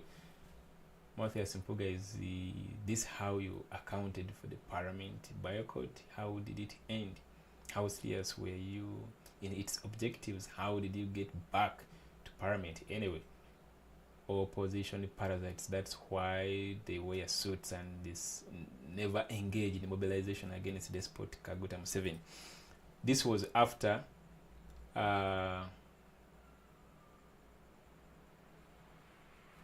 kamala okubateerako full screen ndowooza ajja okusinga ku kino ekintu kuba nagikatinzeeko like this. Namwe mubeere nga musobola okukola ki? Mubeere nga musobola okwesomera. Ntandise na Yampuuga. Lwaki ntandise na Yampuuga? The Parliamentary Commission considered and approved the service award and review of selected benefits for the leader of the opposition and backbench commissioners as below. One-time pay of service award of 500 million for the leader of the opposition. Go watch out. One-time pay of service award of 400 million for the backbench parliamentary commissioners. The service award payment shall be one-off payment and shall not change regardless of length or tenure of service. The leader of the opposition parliament shall be provided with one bodyguard when he leaves office. The above-mentioned benefits and service award shall be held by the current sitting leader of opposition. Honorable Matthias Mpuga and backbench commissioners on a person-to-hold basis. All the benefits considered and approved under this minute take immediate effect. Nateka kwa mkono secretary to commission. Au katuveo katudeko wano. Wetudda wano. Health Piley. I'm worker at Parliament, but the speed at which Zombo District 1 MP, who doubles as Commissioner of Parliament, brings her relatives here for work in Parliament is terrible. The Commissioner of Parliament, Honorable Afoychan Esther, woman MP Zombo, is having 3 of her sisters, Daphne, Bridget, I forgot the name of one of the siblings. All are working in Parliament and earning hefty sums. Plus, she has employed more than 20 of her agents who helped get to Parliament. All women. They are all here. Parliament. To make it worse, almost all of the more than 20 women, only like 5 are qualified to work. Most of them don't have required papers or working with forged documents. Mbiyita mukwakwayo manyi bingi nnyo nnyo sujja bimalayo. Let's go to another thing. Bajjeyo ne bannange this exhibition kyekoze. Kugane president yagiwandiseeko dda wano n'akugamba nti nno this is my Twitter handle for those who are not following me on Twitter. Just go search JBMuwonge. President yataddeko n'agamba nti no, the Uganda Parliament exhibition has so far unearthed some shocking but not surprising revelations about the grand corruption, nepotism, and the sheer mismanagement of our nation's affairs. A big thank you to the organizers and all citizens who are taking part in the exhibition. It's not only a right, but a duty for every citizen to demand for accountability from those who are in charge of our public affairs to expose all wrongdoing. Labisa. President ajukonye mu stamp kiba kitegeeza abeeranga akukunze, abeeranga abakunze nti tukole ki, tugende mu maaso. Waliwo gundi, of course mpitirivu nnyo, of course in a positive, of course people ba reacting ku these kind of posts abantu era bali banyivu nnyo. And the more graduates think we shall have jobs in such a system, all this happening under the watch of a 30+ experienced government head. As long as they have qualifications, let them be. Naye ate bakugambye ono akankunda yagamba. Naye ate bakugambye nti no, bali out of 20 women only batano balina qualifications. If a small fish like Afoyo-chan can screw the system with the nepotism and the favoritism of tribe, how about the likes of Gambanogu, the big fishes? Seems it's a competition now of the Afoyos trying to keep up. Enjoy, me I have no problem nowadays. Time to mind my own business. This is wrong. This kind of response is wrong. Don't let them keep doing that kind of a thing. Put resistance, because at the end of the day, mutabani wo oba gwe kenyini oba omwana wo muzukulu wo tewandi mwagada akulire mu system weti taddewo WC. That's why some of us joined the private business. Qualified and intelligent people are outside public service jobs. Most government jobs in Uganda are either sold or given to relatives. It stinks.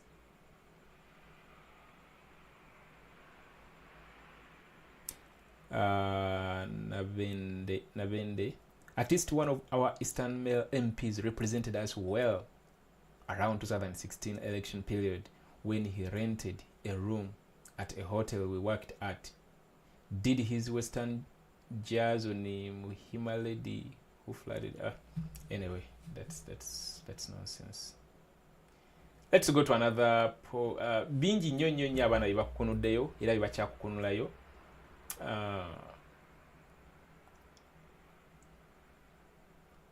Kangendeko ku top.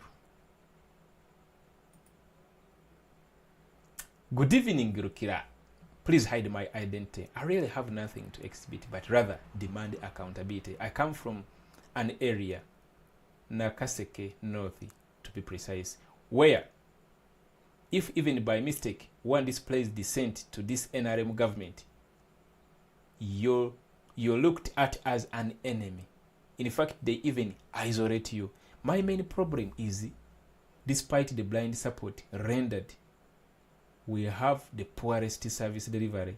I've never had an active MP, in fact. I remember Saida Bumba being ranked as one of the poor performers during her term.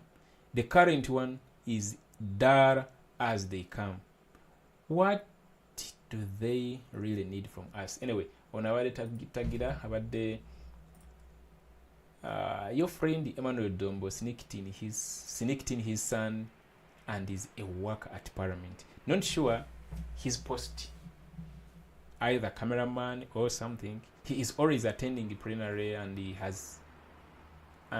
can be seen on the exit on the left hand of the speaker's seat. He's my OB. He went by the names of Moses Dombo in Mwir. Not sure if it's the name on Parliament payroll. Gwabana bajeyo obukakafu. Bajeyo obukakafu. Katugendeko ko wano. Hey KK, my biggest concern is the influencers group called Elevate 360, run by Ewano Amanya Stewart. It's always the first to clean up the mess when something goes south. You'll find Stewart, Linda, and others under that and at Elevate 360 running the gigs. I am sure anytime soon the check will come in and they will begin sharing random parliamentary information to clean up or divert our attention. Prefer to remain anonymous. Oyo abasiza n'amanya gaabwe. Kaakano ka group kali mu kwogerako. Kaakano ka group kali mu kwogerako. Ako bakasiza ndoza mukategedde. Bakayita Elevate 360. Yeah.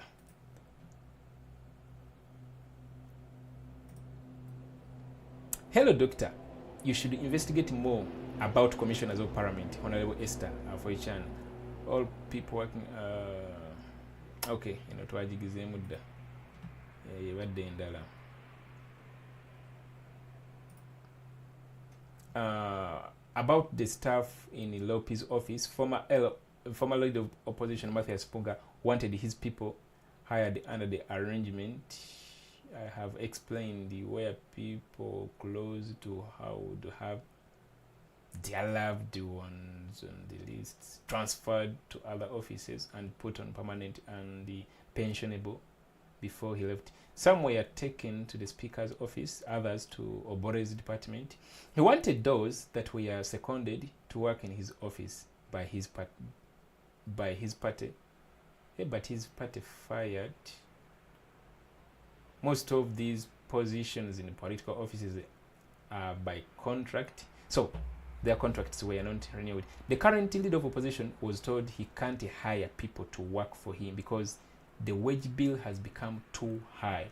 They refused even the person he wanted to bring in as a personal assistant, apparently because he was jailed with the Nubian Liz and the Eddie Mutwez during the election period. So he has a criminal record. His second choice was frustrated during interviews. I am told he was allowed to bring in only a press secretary, a former NTV reporter, after a bit of haggling with her. Okay, there is too much, of course, that is coming out. Anita Monji naye baba bayina mu mugundi ye. Kikulu bingi exhibition yatandise dda nnyo kati saasobodde nakola na ku identifying obwo buli very very hot, These guys advertise tenders. There is an Iteso guy in the procurement department whose job is to call would-be tender winners for negotiation. So any procurement above 200 million, they either award to their companies or you must give them a cut. The more the money involved, the more the speaker is directly involved. Last year, Parliament refurbished the speaker's office. And if you know, go and check who got the contract. And if you know the owners, ask them how much they cost. Kandabe wano nadayogera ku ki presidential directive on land banange bintu bingi nnyo ne mugendeyo mubere ba participants beno exhibition. Tony Okwara in human resource was catapulted to principal human resource from officer level. However, because he didn't have the required academic documents, he was put on acting. He has since gone back to school but failed to complete because he keeps on getting retakes. But note that the maximum acting in a job according to the Parliament Commission Act is 6 months. Tony has been acting for a year and a half as of today. She has a backdoor recruitment where they recruited are not reflected on the official payroll. She pays them from the consolidated fund of Parliament and the local contract. They are over 200. So much. Bintu bingi nnyo. Mpoga ze yasayininga sente ligondize zibamuwa miliyoni 5 biki byonna babijjeeyo. Abantu Anita Monji bakozesa mu office yabo Luganda lwe bonna biyitirivu nnyo diiru zonna zibayisa mu Parliament nga bonna bali wamu sigamba nti no bagondi boka biyitirivu nnyo naye ekyampoga kye kisinze ndowooza okukola amawulire olw'ensonga. Has there ever been an opposition MP who refused the 200 million for the car on 500 million for leader of opposition, it's where you draw the line. I stand with Impuga. Kabaka Mwanga. You guys, bino bingi tetuyinza bikola ki. Tetusobola bibeerako ne tubimala. Being an influencer for some solid Ugandan personalities, institutions must be an up mountain task. Everyone can detect you from a distance like sewage. Whatever twist or propaganda you craft on earns you insults.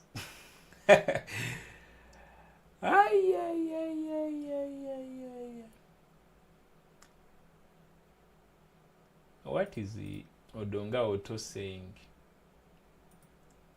Odonga Oto, at 23, I became member of Parliament of Luke County until 2021 when I successfully lost at 43 years.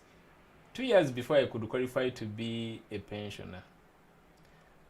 I have one house in Kampala, like the feathers of a hen. I walk head and shoulder high with a clean conscience. Emulate me, please. Yeah. Anyway, so much is going on this side. Byonna tetusobola bimalayo. Naye kiyinza obbakutira mugende mubeere part of this. Yeah, mugende mubeere part of this exhibition. Ijja tuyambako ku exposing ebintu bingi. There is so much that's going on that side. So much. So much.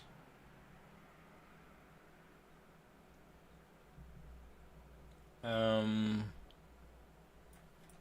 clever one.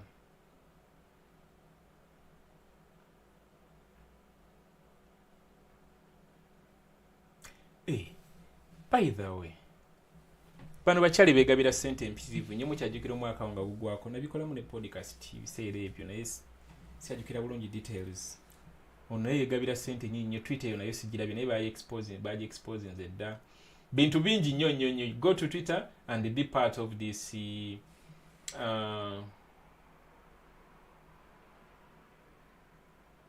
this exhibition. Ne article naye ate eyagala kunsika Aerial. Manyi buli kikwatagana ku president wange nze ate awo oba okoza kibondeesi. There's this article about airmail. Yeah, it's so inasoka subscribing okugisoma. Eyo njesonyi yes sente sizina. Yeah, badi wandise when on the 24th. Of course, it's about our president. It's about our president talking about his journey from musician to politician and now Oscar Darling. I told you. There is an article I wrote yesterday about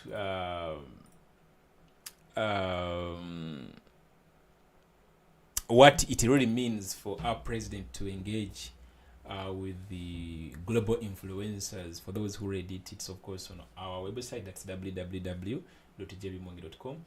Because abantu balowooza nti this is some sort of just photo opportunity and all that kind of thing. Bro, it goes beyond that. There is the making of Bobiwine on an international scale. It has never actually stopped. It will come to an ending. I'm saving at Kozechi at Vudeko. They are friends of Uganda who are also playing their part. But above all, there is so much that we earn from our president engaging with those global icons, the likes of okubeera ku platform yemu n'abasajja nga abakyala nga ba Hillary Clinton, by Idris Elba. I wrote that article and I liked the fact that at least yasobodde okutambula. Yatambudde bulungi nnyo. Nagibateerera actually ku YouTube in the community tab for those who managed to go through. Yeah, Jerry ku community tab, you know. Mpanvumu ko. Yeah, mpanvumu ko. Yiyo, mpanvumu ko. Naye take time. Mpanvumu ko naye. Yeah. Recently era nabawandikirayo article ndala explaining to you some of the repressive tactics employed by Museveni in silencing our voices, and of course what activists are resorting to like what I was actually explaining to you today, that we need to change tactic. We need now not to look at Museveni solely. We also need to dismantle his network, because he has cultivated a network of loyalists, you know, those whose main preoccupation is to make sure that Museveni is safe and the system is safe. So by going after that network, we are not only dismantling Museveni, but we are also dismantling a deeply entrenched system that has been in play for the past 38 years. So tetutunulira Museveni yeka. So this article nayo osologana ogisoma, nzibaterayo ku Facebook, nenzibaterayo ku YouTube, nenzibatera ku website, then ne ku Twitter nembaterayo a link kuba Twitter limiting the number of words osobola postinga ubanga tuwa subscribing, as subscribing kubeera na a blue tick. Otherwise singa mbali na subscribing buli mwezi basasuza $8, is it $8? Twitter esaba sente meka to subscribe. Ubera nga subscribing osobola kuandika article nga mpanvu naye eyo sharinga busharinze link naye mugene mugisome mugisharinge n'abantu abalala. Yeah, nayo yeyo je eri bulungi. Yeah, mpanvu munayo nayo somamu. Yeah, somamu mpanvu munayo. Yeah, somamu. Of course I'm winding out today's talk show eranga. Oh, by the way, temubera shocked looking seeing this name ngechali stuck on our channel. It's simply because remember this channel was hacked recently together with most of our platforms, but I managed to retrieve YouTube and my Facebook page, that's JBMuwonge. The website is now safe. JBMuwonge TV channel, the Facebook page for it's not yet back. I'm still fighting to get it back. YouTube channel, I was told it will restore back to its original state after some time. Naye wogitunulira ekyali ekinnya ky'abasajja abo abali bagihackinze naye don't bother about that. It's not a big deal. All right, I'm winding out, of course, today's show.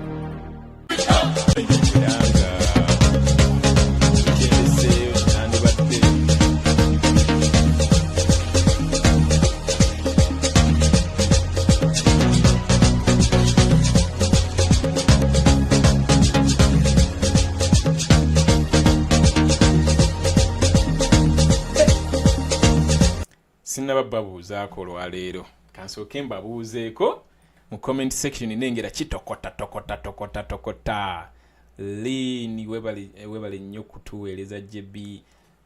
Lini nawe webale kubeerako naswa France. JB Museveni yabadde akimaki mu ICC atwalayo ngozi kiki.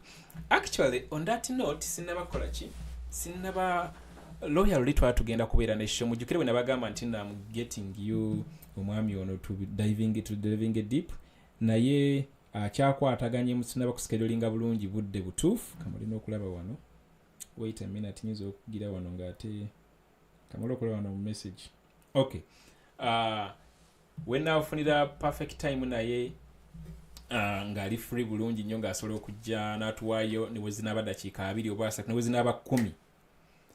We shall go deep into whatever happened at ICC. Museveni biki mwala prosecutor yazze inayinanga asmiling oyinza ogamba gwali naye muntu. So of course we shall get to know that mangu nnyo tujja bitegera bino badde bagenza okola. Naswa just be assured tujja kudeliving deep in that as well. Nakas Joelia, thank you for tuning in. May the Almighty God continue to watch over you, Mr. President, wherever you go, night and day, for the better new Uganda. Yes, we should always pray for our president. Oliver Nabayungo.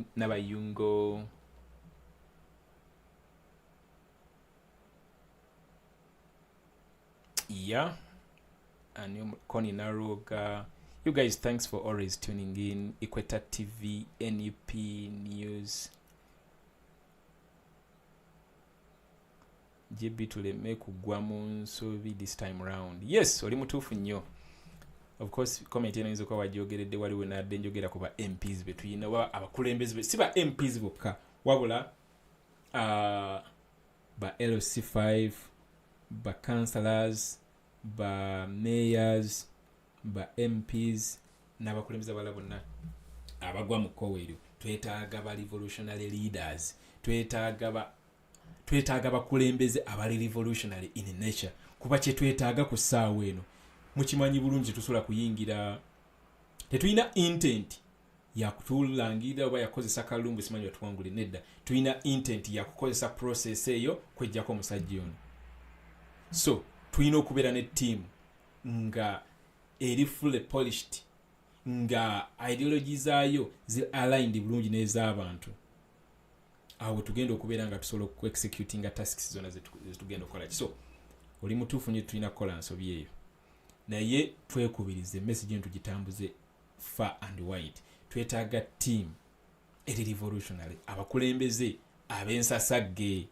situetaaga kati bansi b'amataayi tetubeetaaga kati twetaaga tujja beta tesiga tetubeetaaga quote me right sigama tetubeetaaga kuba nange waliwo wenjisiba nenteekako ettaayi waliwo nawona nenjisiba tekitegeeza nti nno sisobola ate kolaki kubeera this kind of a person kyendi ekyokubeera wano kyeŋŋamba kiikino bamasiba ntaayi tubeetaaga because sigamba nti nno revolution yaffe twetaaga ba activists bokka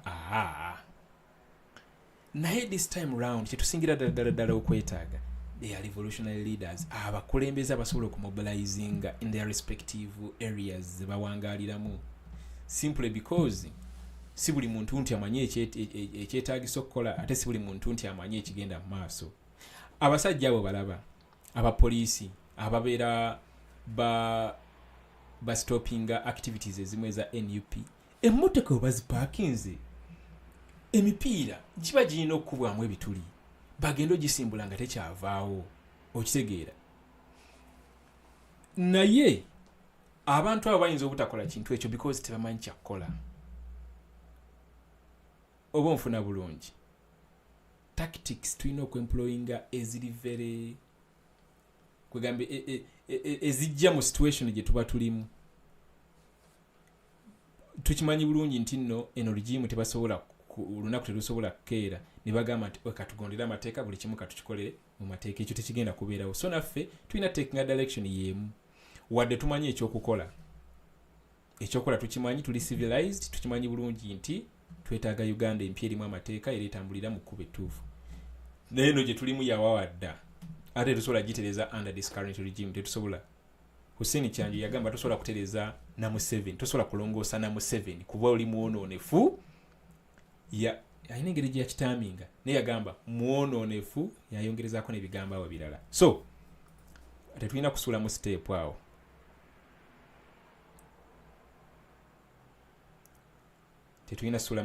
so twetaaga abakulembeze abali revolutionary yes sigamba nti no tebagezezzaako waliwo abagezaako naye kyeŋŋamba tufunaabo abali revolutionary in nature abasobola okumobilizinga ate abakozeemu abatagenda kugamba kufuna kafo agambe kana akameya nkafunye kankafiireko obufiizi kekagenda okunzijambu avu famire yona yali yafaafa dda nga twana omu ayina nakapikipiki yadde akagaali situwagala ebyo kati twetaaga abantu nga omulamwa kujjako Museveni kati bagenda tandika kugabagaba buntuntu awo ate simanyi kutandika kugabira abantu busukaali oyo nayina gwolaba akola ebyo manya omulamwa gwe kwekuumira mu kifo ekyo omulamwa gwe sikola ki sikumobilizinga kujjako Museveni Lady Masaka naye bale Caroline amanya agamu mazibu okusoma nili dino duli nemi okusoma Maria Nakabuye, you guys are very mean. I can't read all your names, but all I have to say is to thank you so much for sparing your time, for sparing your data. No gamba yes kamtireko wana tetubeeko bitukola ki bitukwasaganya ne JB Lion Mobile Robin Bugoba Bale Hannington Battle K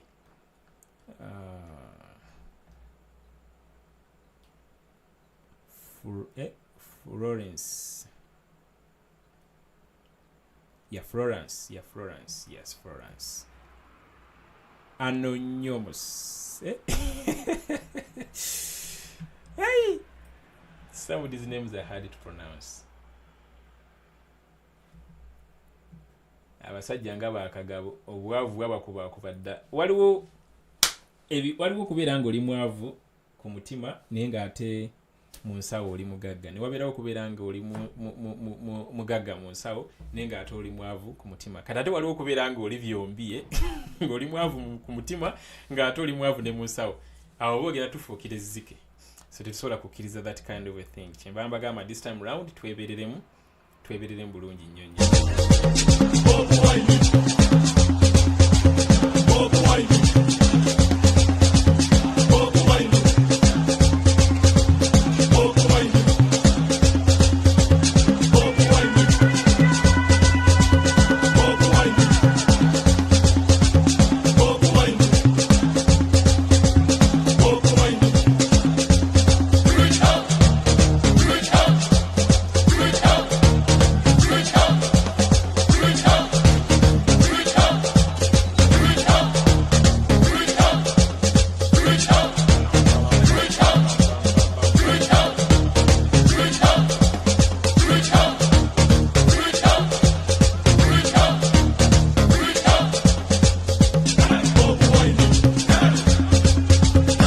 Naye ng'obadde okimanyi nti president amfollowinga ku Twitter negosaaga ne JB kansooke newaaneko munange olunaku lwakya lumu olunaku lwakya saawa bazaali saawa nga 6 awo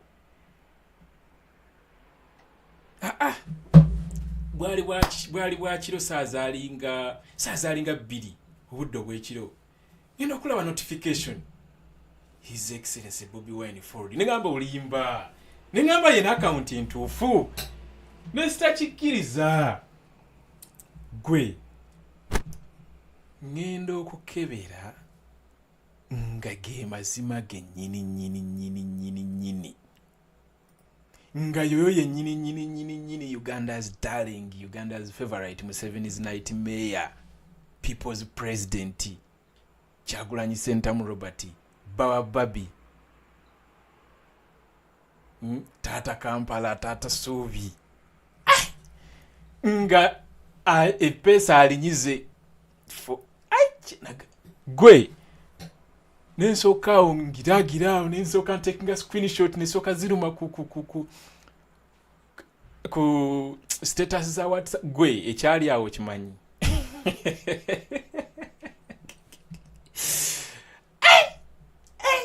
following abantu 105 mu nsi yonna nange nembeera mu eyo list. Wow, yuya waggulu JBMuwonge nankankayiseewaako ngambye kankakole ki naye nga post gyasembeyo ku postinga eya John Batek era nga abadde postings about the power of an Oscar for the Ugandan opposition politician Bobiwine and his wife Babi Kyagulanyi. An Oscar-nominated film feels like a bulletproof vest. Simanyi over this yakijemu article mujja binoonya tujja biyitamu next time if it is an article from the New York Times. New York Times, I think so. Nja kujja. Yes, nja kujja. Nenga you guys mubeere bulungi. It has been a wonderful evening okuwayamu namwe here and there. Tujja kuba tuddamu